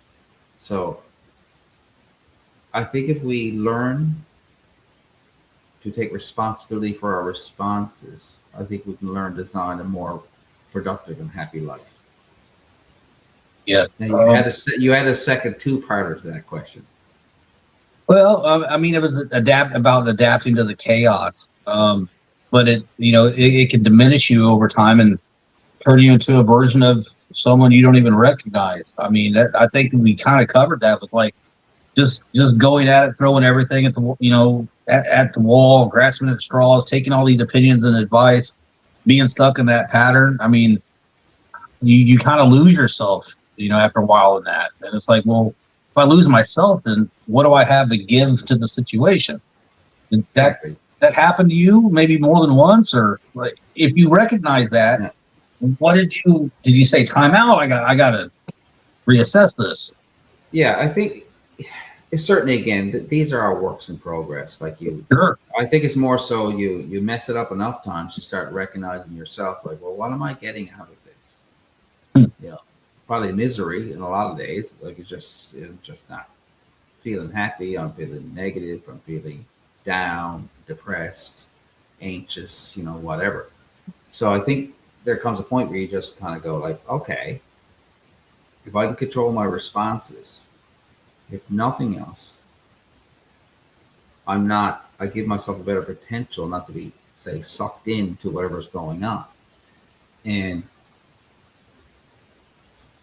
sometimes that means I have to walk away from the situation physically. I can't be in that space. I'm getting better at that. I've noticed that. I just like no malice, just an arm's length. What was I read one time? Learn to love them at arm's length. Mm-hmm. Sometimes that situation is just not for me. Not every situation is for every person, by the way. Like that's true. So sometimes, like, okay, every time I'm in this situation, I'll give you a real life example. I used to hang out with this guy. He used to always call me to go get a coffee many years ago now. Always call me to go grab a coffee with him. And I always love going for a coffee chat. It's one of my favorite things to do. And I would go. I noticed after a while, every time I left our little go for a coffee together, I was feeling horrible. Because the world was against him. There was a problem with this, a problem with that. And the whole conversation turned into me trying to help him solve his problems. Thankfully, over the years, I've learned that that's not my responsibility. But that was a real life example of how I finally went like, no, like I had to walk away from the situation. So that was on me. The onus was on me when I was reached out to, would you get together? No. The answer is no. I'm not going to allow myself to go in that situation anymore. So that as a simple story as that, but that as a basic life principle changes your experience in life. Will always change your experience in life because you're saying, well, no, I'm not going to step into that situation. That's the best I can do. That's the part I can control. Again, my reactions, my decisions. I'm not going to be in that space. I wish you all the best. No malice. I have no problem with you. I really hope things work out for you. But I'm not willing to stay in a space where I'm made to feel horrible. And you have every right to. I mean, and for a lot of situations, we have to get to the place where we just choose to stop feeding what consumes us. Like if, because I mean, there's a lot of situations of people that will want you to keep being how you are because it benefits them, and when it's detrimental to ourselves, exactly. And then your priorities are gone; they're all out of whack. Wow, that's insightful. So the series of, I mean, I'll put these two together. Now that I'm seeing these, I'm like, I can combine a couple of these questions, and save some time. The series of when thens. I love this. This is another real life cut through it type of thing. The series of when thens. Explain what that is and how important it is to create balance, to live life with all its beauty and brutality instead of waiting for the perfect moment. Yeah. Now, I guess I could have referred to that chapter as waiting for the how too. Like how am I this like it's all another real life story. A good friend of mine, and he's much better now, but he had years like when I get this done, then I'm going to do that. He talked in the future sense of everything. So many cool things he wanted to do. When I get this, when I got that, it was always when. So everything he really wanted out of life or things he were looking forward to were all automatically pushed to the future. But no matter how many times you saw him, if it's always when then it's always in the future, then by default, you're never achieving that goal. So the when then was based on a principle like, yes, I know everyone needs to plan and be responsible and all those things. But if you wait for the perfect timing for just about anything, I think you'll be waiting forever for everything. If you wait for the how I'm going to do all these things before you make any steps forward, you'll always be waiting for how I'm going to do these things. Mm-hmm. So it's like taking a drive across your state. You know, the first thing you got to do, well, I know I can get in the car. I know I got to get some fuel for the car or charge up my car, whatever you got to do. But the fact that you know some of the hows already. Now, do you have it all figured out? No, it's, yeah, I know I got to book some hotels and I got to plan for this. Right. There are things you need to do around that. But you sat there and said, well, there's 20 things I need to do to have a successful trip. Until I have all these 20 things figured out perfectly, I'm not leaving the house. You're going to be a while stuck at your house. Yep. And that's an easy example only to say that, or only to prove the point of life treats us like that. I don't know anyone who's ever done anything substantial that knew all the hows before they did it. I don't think it exists. I think it's those people who had the courage to say, okay, I don't have it all figured out, but I can take a step or two and figure out some other things. When I wrote my first book, did I know how to write a book? Absolutely not. I knew how to sit on my laptop and type out a story, which when I got it back, first draft from the editor, I didn't know what I was doing at all. You know, like, well, you got to change this. You can't say it this way. You got to, like, that doesn't make any sense when someone else reads it, or you said that paragraph twice, or I didn't know the how, but I just knew I could do that. I could take the first step and write it. I could just write it all, as bad as the first draft probably was. The manuscript first was. So I didn't know how. I didn't know how book covers were supposed to look. I didn't know how books go on Amazon. I didn't know how websites had to look. I could go on a million things I didn't know. I would say most things I didn't know. So, and that's what that chapter's all about, like waiting for this when I know everything, all the steps I have to take. If I wait for all the whens, when I know all things, I would never ever publish the book. It would not have happened. I'm glad you went for it. I think a lot of people are. That's essentially a leap of faith, though, Stephen. I mean, God will meet you where you're at, but He doesn't intend for you to stay there. He wants you to start walking forward. Did you? Oh, you didn't, obviously. Yeah, get the first draft back. Oh, you got to do this, take this out, change that. I mean, was there obvious discouragement at all, or was you just like, oh, okay, well, I'll change that, do that, and reintroduce it? No, good question. And no, I didn't feel discouraged. I actually felt like the next steps were starting to align. There you go. Because then I knew Well, that's the next step. I got to go back and re-edit some stuff. I got to move some stuff around, or oh, and having a professional set of eyes on it for me being the new guy at the time.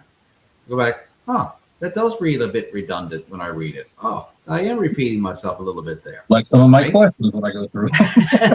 But you know what I mean? Like, and that's exactly how it happened. So I wasn't discouraged. I was actually encouraged to go like, oh, I now guess what? I knew one step or two steps, but now I know step three.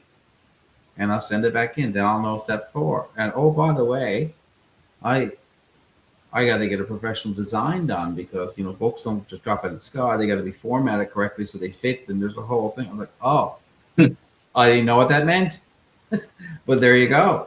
So that was another step I learned. Now, yes, a few books later, you feel like some of the how I would know, and there's still many things I don't know.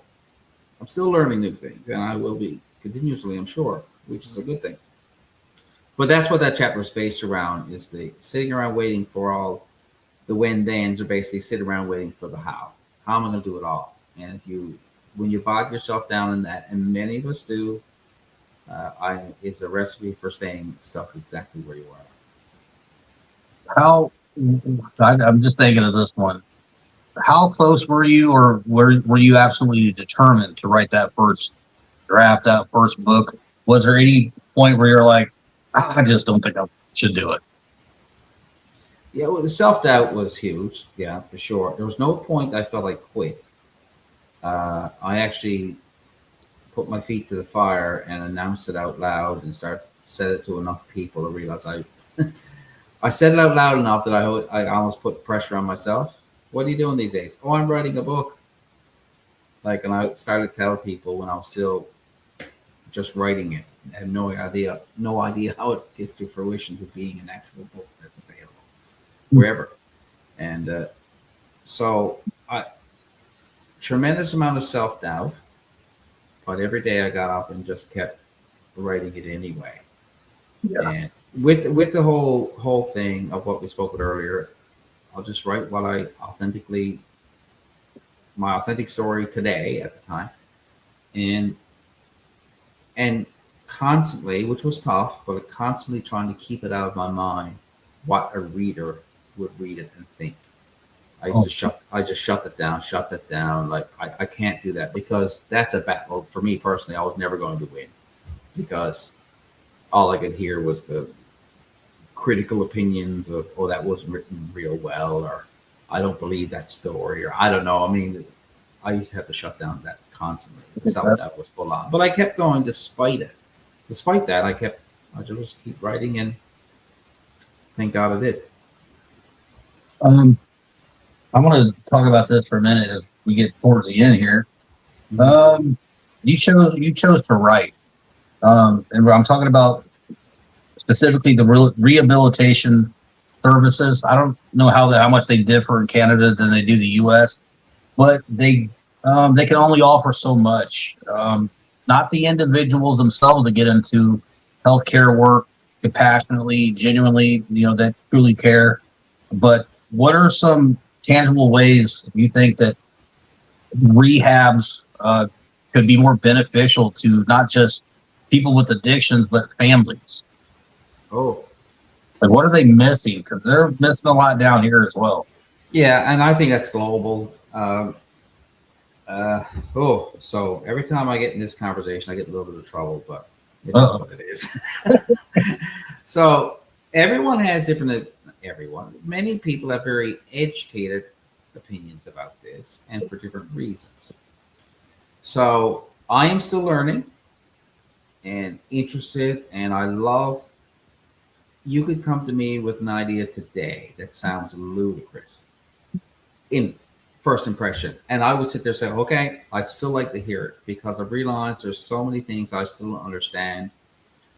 But here's what I feel confident on. Now, Trav, if you and I talked in 2 years down the road again, maybe I won't feel so confident about these couple of points. But this is, again, my disclaimers. This is what I've learned so far and been my experience. Sure. And thank goodness I'm still willing to keep learning. So I think number one, the rehabilitation systems need to be ready when the individual is ready.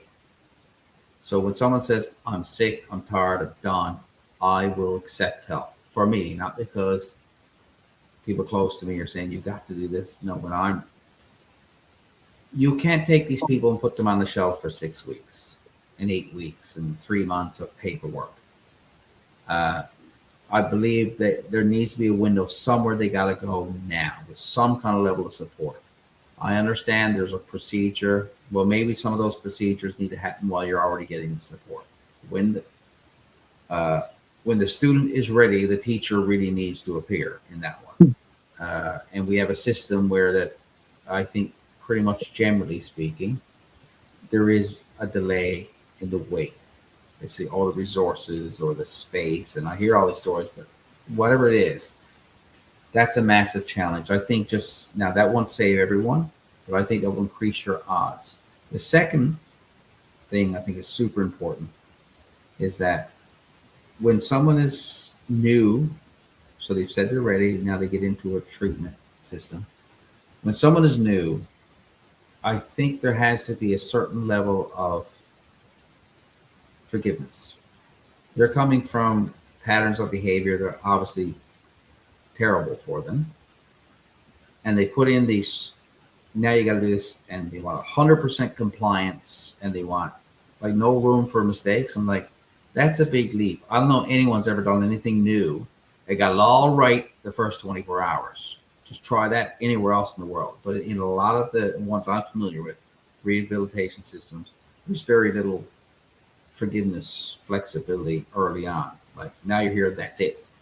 And I think so people are getting in there after 3 months of waiting and 48 hours are sent home. I'm like, did you think all their behaviors have changed overnight? Do you think everything they knew for survival just vanished overnight? Like they're still learning new patterns of behavior. I think you need to be like you go to kindergarten, you go to grade 1, grade 2, grade 3. You don't go to graduating class day 1. So I think you need to have a little bit of more love and patience and flexibility early on. I don't know how that looks. I'm not an expert, but I think that would be more human and create a better success rate. And then there's a whole other, I could go on about the criminal justice system, and here we're in the part of the world I'm in. I think we got to stop putting sick people in jail. You know, taking some guy who robbed a convenience store, messed up on whatever, not even knowing he or she was there, and throw him in a prison next to hardened criminals and expecting them to come out better. I think we got to stop putting sick people in jail. And I think there's way too much of that going on in North America, for sure. So, again, I'm a guy with a little bit of experience and my opinions, for good reason, I suppose. But with all that being said, I'm still learning too. Yeah. I'm still learning too. And I know we won't save them all, but I think we can do a better job of saving the ones who want to be helped. I don't want to speak too much on this either, but I mean, I've done a fair amount of research in various rehabilitation centers, detox centers, this and that and the other. And this is just my opinion. I can't say this with certainty, but it seems, watching documentaries and listening, talking with other people, there seems to be, at least in the U.S., and this is not blanketed, but on a large scale, there seems to be, and we all know that money is the root of all evil.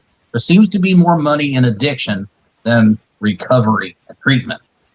Insurance gets involved. The more people that come back into a rehab center to get a bed, that's an insurance clip for that company and whoever owns that company. And we're like managing the symptoms, but not really treating the disease itself. And then when you talk about somebody's just robbing a convenience store to get sent off to prison, well, that's a failed system. If they would have been able to get the help that they really needed, or at least a better contribution towards wanting to help them, they might not have robbed that gas station and then got sentenced to prison. And there's no perfect way to do it. It never will be perfect. But Sure. there are a vast amount of people that all the way up and down the chain, from the CEO to just like the janitor at the rehab, who truly care and have compassion and empathy towards those people with addictions because they've come from it themselves. That is what's truly, in my opinion, the number one thing that needs to happen is everybody that works in detox centers and rehabs, they need to have lived experience, not just clinical research and scientific this and psychology.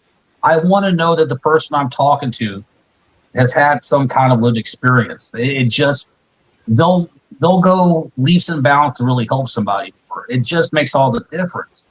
I don't think the problem we have in generally speaking, I would say 90 some odd percent of the time, the problem is not people caring. I don't think we have a problem with those heartfelt people who work these systems, who care and want to see people do well in life. I never thought that was the issue. But I think it's more, as you're articulating, it's a process, it's a system that's old and antiquated, and I think there's a lot of things lawsuit around this all the time. But like, well, why would that happen? So that's doomed to fail. There's a lot of those old systems that we're dealing with. Yes, sometimes big money, big governments, with none of these systems move very quickly.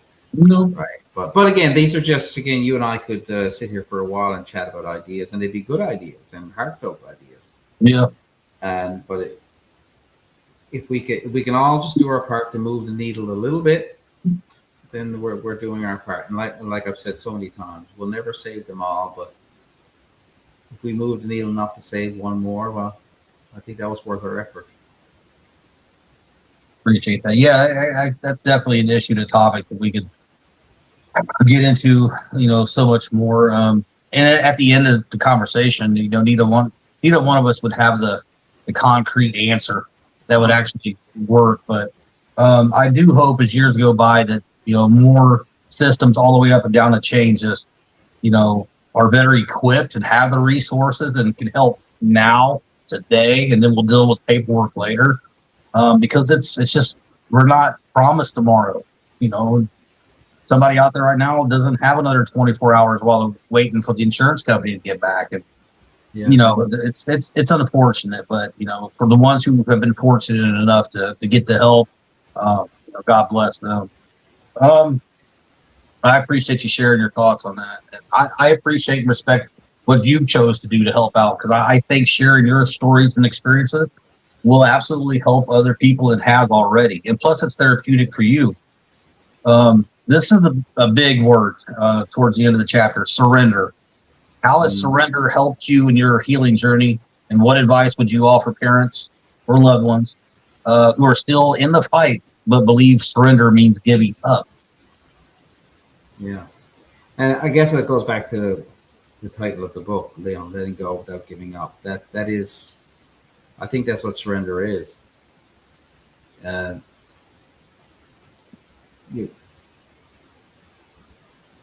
Surrender to me had to become, there are certain things I couldn't fix anymore. There's certain things that were done. What was done was done. What had happened. And allowing life to unfold as it does, the good and the bad, the surprises and things you never saw coming. Again, some good, some tough. But accepting all of it as it was, I'm going to say this, accepting all of it like it was supposed to happen. And I say that still, and I don't like saying it. Maybe I got to work on a better way of saying that, I suppose. But was my son supposed to die? No. But life unfolded that way. So I had to get to a point where whatever has happened is the journey. And you take from that and do what you can with it. And I think that is surrender. And if we can all get there, because I can spend the rest of my life and I can sit here on 100 podcasts and give you 100 reasons why I should be angry and bitter, and look at what happened to me, and I would be right. I could come up with real reasons that be okay. That's justifiable, right? People would agree that was really tough. But here it is. Here's the cards that were dealt, and we all get them. No one gets through unscathed. No one gets the easy road. Even people we think have an easy road, I challenge you, go talk to them. It's not all easy all the time. So I think surrender is accepting what happens, good or bad. And instead of spending your time being angry about it or trying to fix it, as if we get these magical do-overs, is it some acceptance in that. And I think that is a surrender, that life put me in this direction for a reason. I'm not happy about all the directions. I'm not happy about all the things that happen. Of course not. But the surrender is, I accept that it happened. I am not trying anymore to change what happened. It's just what I'm choosing to do with it now. Because as much as life can be brutal sometimes, it can be wonderful, and everything in between. And I think that's the journey we all get to go on in our own time, in our own way. But that's the surrender part, is to, what is surrender in war? It's, we chose to stop fighting. And I think that is what we're doing now. What I'm doing now is just, I'm not fighting it. I'm just going to keep doing what I know to do. As they say, one foot in front of the other, and let it come. And from that, by the way, I've had to surrender certain things in my life, that certain things that I thought were long gone came around, and like these pleasant surprises, like I stopped chasing that and there it was. I mean, I believe, and that's not airy-fairy in any way, I believe that absolutely happens when you stop the chase and trying to hold on and grab onto everything. So again, letting go without giving up, that is the surrender. It's not that we're giving up on life and giving up on people, giving up on anything. It's that is the surrender. It allows in what's more naturally supposed to be there as well, loosening that grip. I want, if you don't mind, this is my favorite paragraph segment in the book, in the chapter Quest for Peace, page 124. I just want to read this and then get your take on it, with the question of, how are you a little bit closer to attaining peace today than yesterday? And the paragraph I get that from reads as, I wandered about with no real purpose, wasted a ton of time looking for validation, took on every project that I could, and then gave up on everything that resembled productivity. I moved to another part of the country. Then I returned to my roots, more defeated than when I left. I meditated on being grateful and then felt guilty for being grateful. I focused hard on my physical health with some decent results, and then I drank myself into rehab. I embraced life and I pondered death. There were days both made perfect sense and days when both seemed incredibly pointless. That's my favorite. I mean, almost the entire book for me right there is in that paragraph. Let's take us to that paragraph where your thoughts were on that and how that ties into finding a little bit more peace today than yesterday. Well, it's interesting how one chapter leads to the next, because we just talked about the whole surrender part. But that was part of the quest for peace. And as I said in that chapter, if I remember right, I said something, I'm paraphrasing, but along the lines of, like, I had written before about finding peace, as if I had found it. And maybe at the time when I wrote it, no doubt, because again, I always try to write what I felt at the time. I felt I was doing pretty good. And now I know is that it was an ongoing quest. And I use those examples, as the paragraph you just read. I use those examples like, yeah, I've been on every side of it, I think, but in that, it taught me somewhere in the middle, I was finding peace, but it was a quest. It was an ongoing thing. And will I ever perfectly arrive? I highly doubt it. Maybe in the next life, as they say. But right now, I go like, if I can keep on that quest and bounce around and hit a few walls and fall down and get back up, which I'm sure I'll continue to do, then I think that's where that quest is there, and it's an ongoing quest. But I do believe you can always be getting a little bit closer, and I assure you, and I know that for sure, or I believe that for sure, because I'm closer than I was a year ago, and I was closer a year ago than I was a year before that. And so that gives me hope to go like, okay, well, I can keep doing this. Maybe a year from now or 2 years from now, I'll be a little bit better at it again.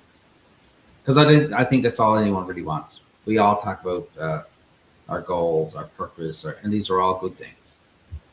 But I really think at the end of the day, if we stripped it all away, that what we already want, we really can sit down with ourselves when there's nothing else going on and be at peace. I think we've gotten somewhere. John, my last couple questions. What does it feel like to carry hope and heartbreak at the same time? Oh, I think that was my wife's favorite line. it's a, like, not to make light of it, but I think it's a daily thing. And we have a good friend of ours who sadly her son died in a tragic accident just recently.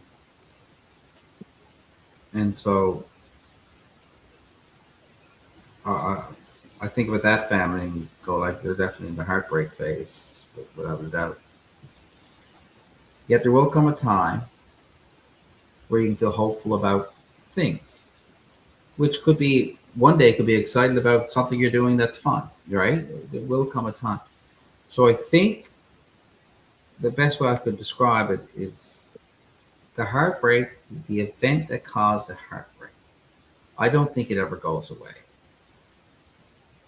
That might be good news for some, but the hope is that you can gain hope because it comes to a point you start learning that you can hold both. You can actually be excited with something but still really sad they're not there to do it with you. That becomes part of it. That's part of many of the enjoyable things I would say, a fun thing I would have done yesterday. It's rare. It is very rare. There's not some little twinge or little thought comes to mind like, oh, my son would love to see that. But there was a time, especially in the early, and again, your listeners will no doubt relate. There was time early on that hope and heartbreak just felt like, oh, I'm excited about something, I'm looking forward to something, and I felt guilty that I'm feeling that. That's a very normal thing early. I think that's just a process of time and work and doing the work. But there comes a time like you can feel excited, hopeful, looking forward, see a bright future, working on something you're really excited about, and still feel that, oh, I wish I could share that with him or her or that person, whatnot. But still got to move forward anyway. Get okay with that. Like I'm okay with it.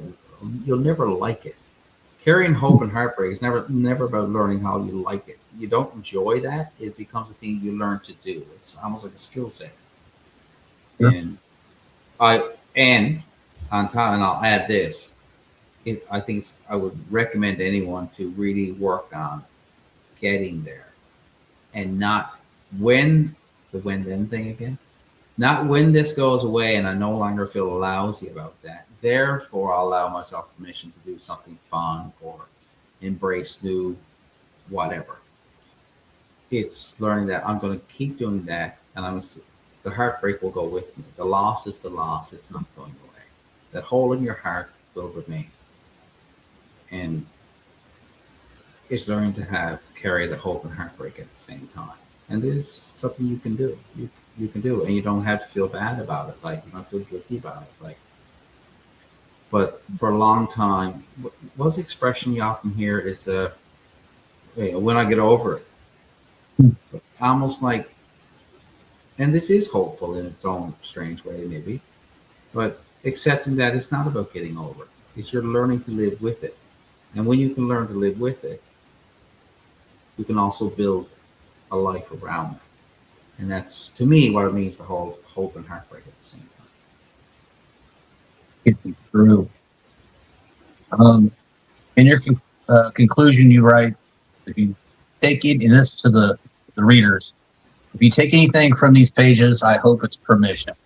What is provided for somebody when they give themselves permission, and what new permissions, if there is any, that you've given yourself today that helps you remember Zachary?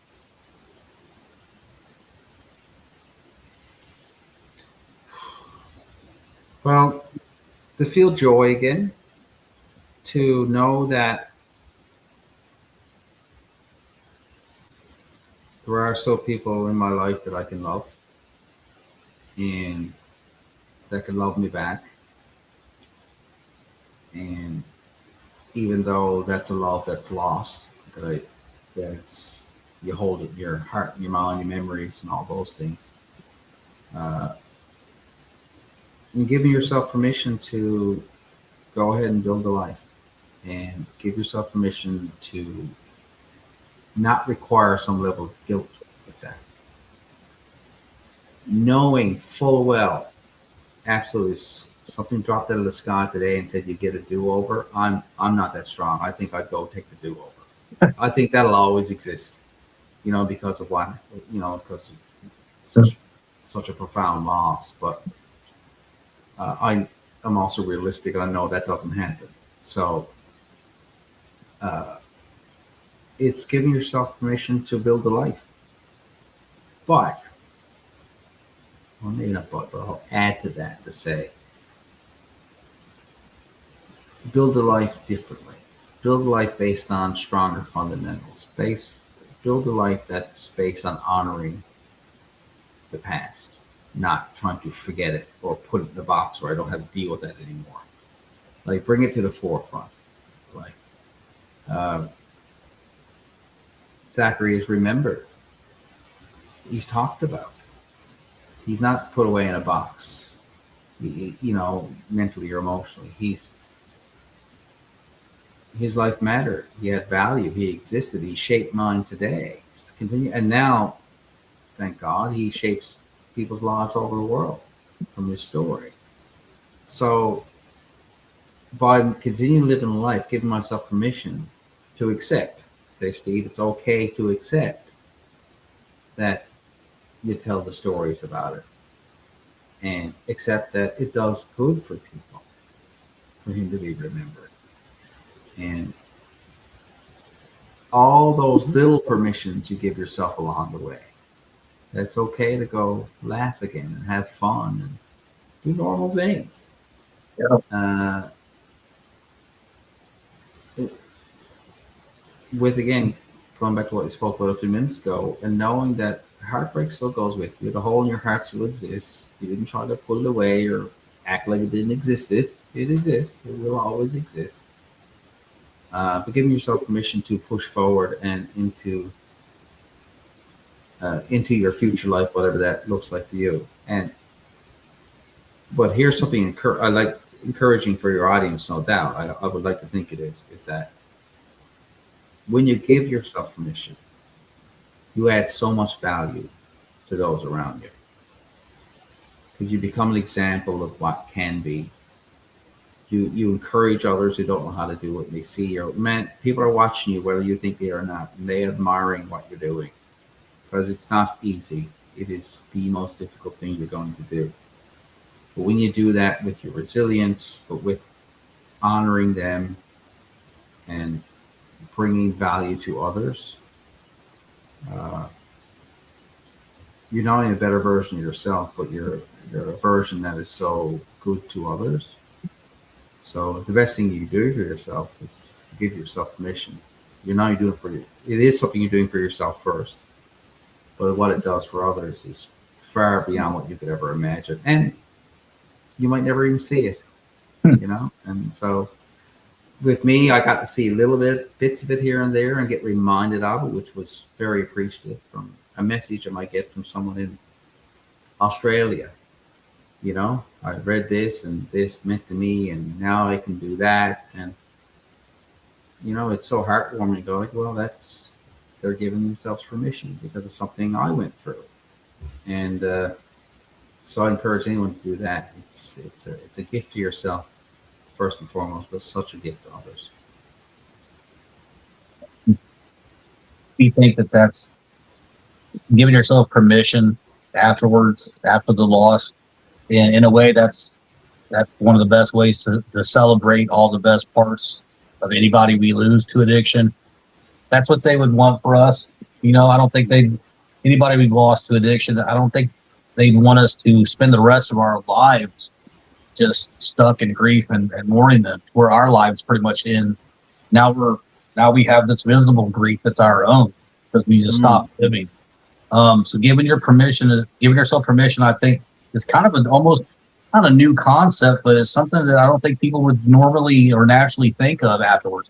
And yes, there is a grieving process, and that to each their own. That's going to look differently to everybody. But to start living again is what every person that we lost to addiction would want for us. As you said, the love was never gone. You knew that Zachary knew that you loved him. I think anybody we lost to addiction, you know, have loved us, but to give ourselves permission to move on and take the best parts of them with us and incorporate that into our daily lives and celebrate that, you know. I think that's the best way to keep their memory alive and to share the best parts of them with other people. I think that's the way to do it. Is it easy? Well, of course not, but there's a way. There's a way to get there.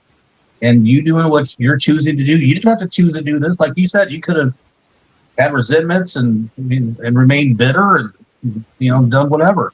A lot of people downward spiral. That's understandable, but you chose to go the opposite way.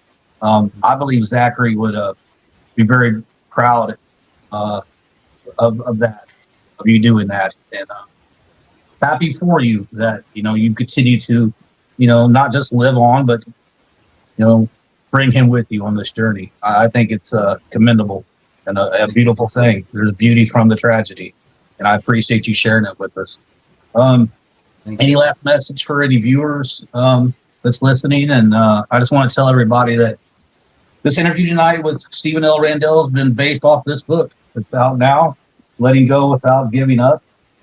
And this is the second time we've done it. The first time was off his first book, My Child is an Addict, which I might have to go back and reread that one too. That's the first one that made me reach out to you. And I appreciate you doing this so much tonight, Stephen. Any last words of encouragement to listeners, and is there anything else you might want to say before we close out tonight?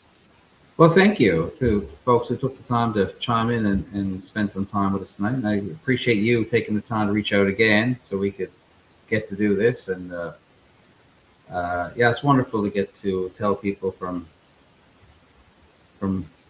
anywhere in the world about what's going on, and it's such a global message. So it's I'm very grateful anytime I get to chat to someone about these things, and the feeling that, as I've said so many times, I'll say it again, you know, if it helps only one, then it was worth the effort. So thank you for taking the time and inviting me to be here. I really appreciate it. And good on you for doing the work you're doing. It certainly has great value, and I know it's appreciated probably far beyond what you even know someday. So good on you. Thank you. I appreciate it very much. And I just want to say best to you. And I'll try not to be as much of a stranger as I was last time. If we have a chance to do this again, I hope you feel respected and comfortable enough to maybe do this a third time. Keep writing. As long as there's words on your heart to write, please continue to share them with the world. We'll do that. Thank you.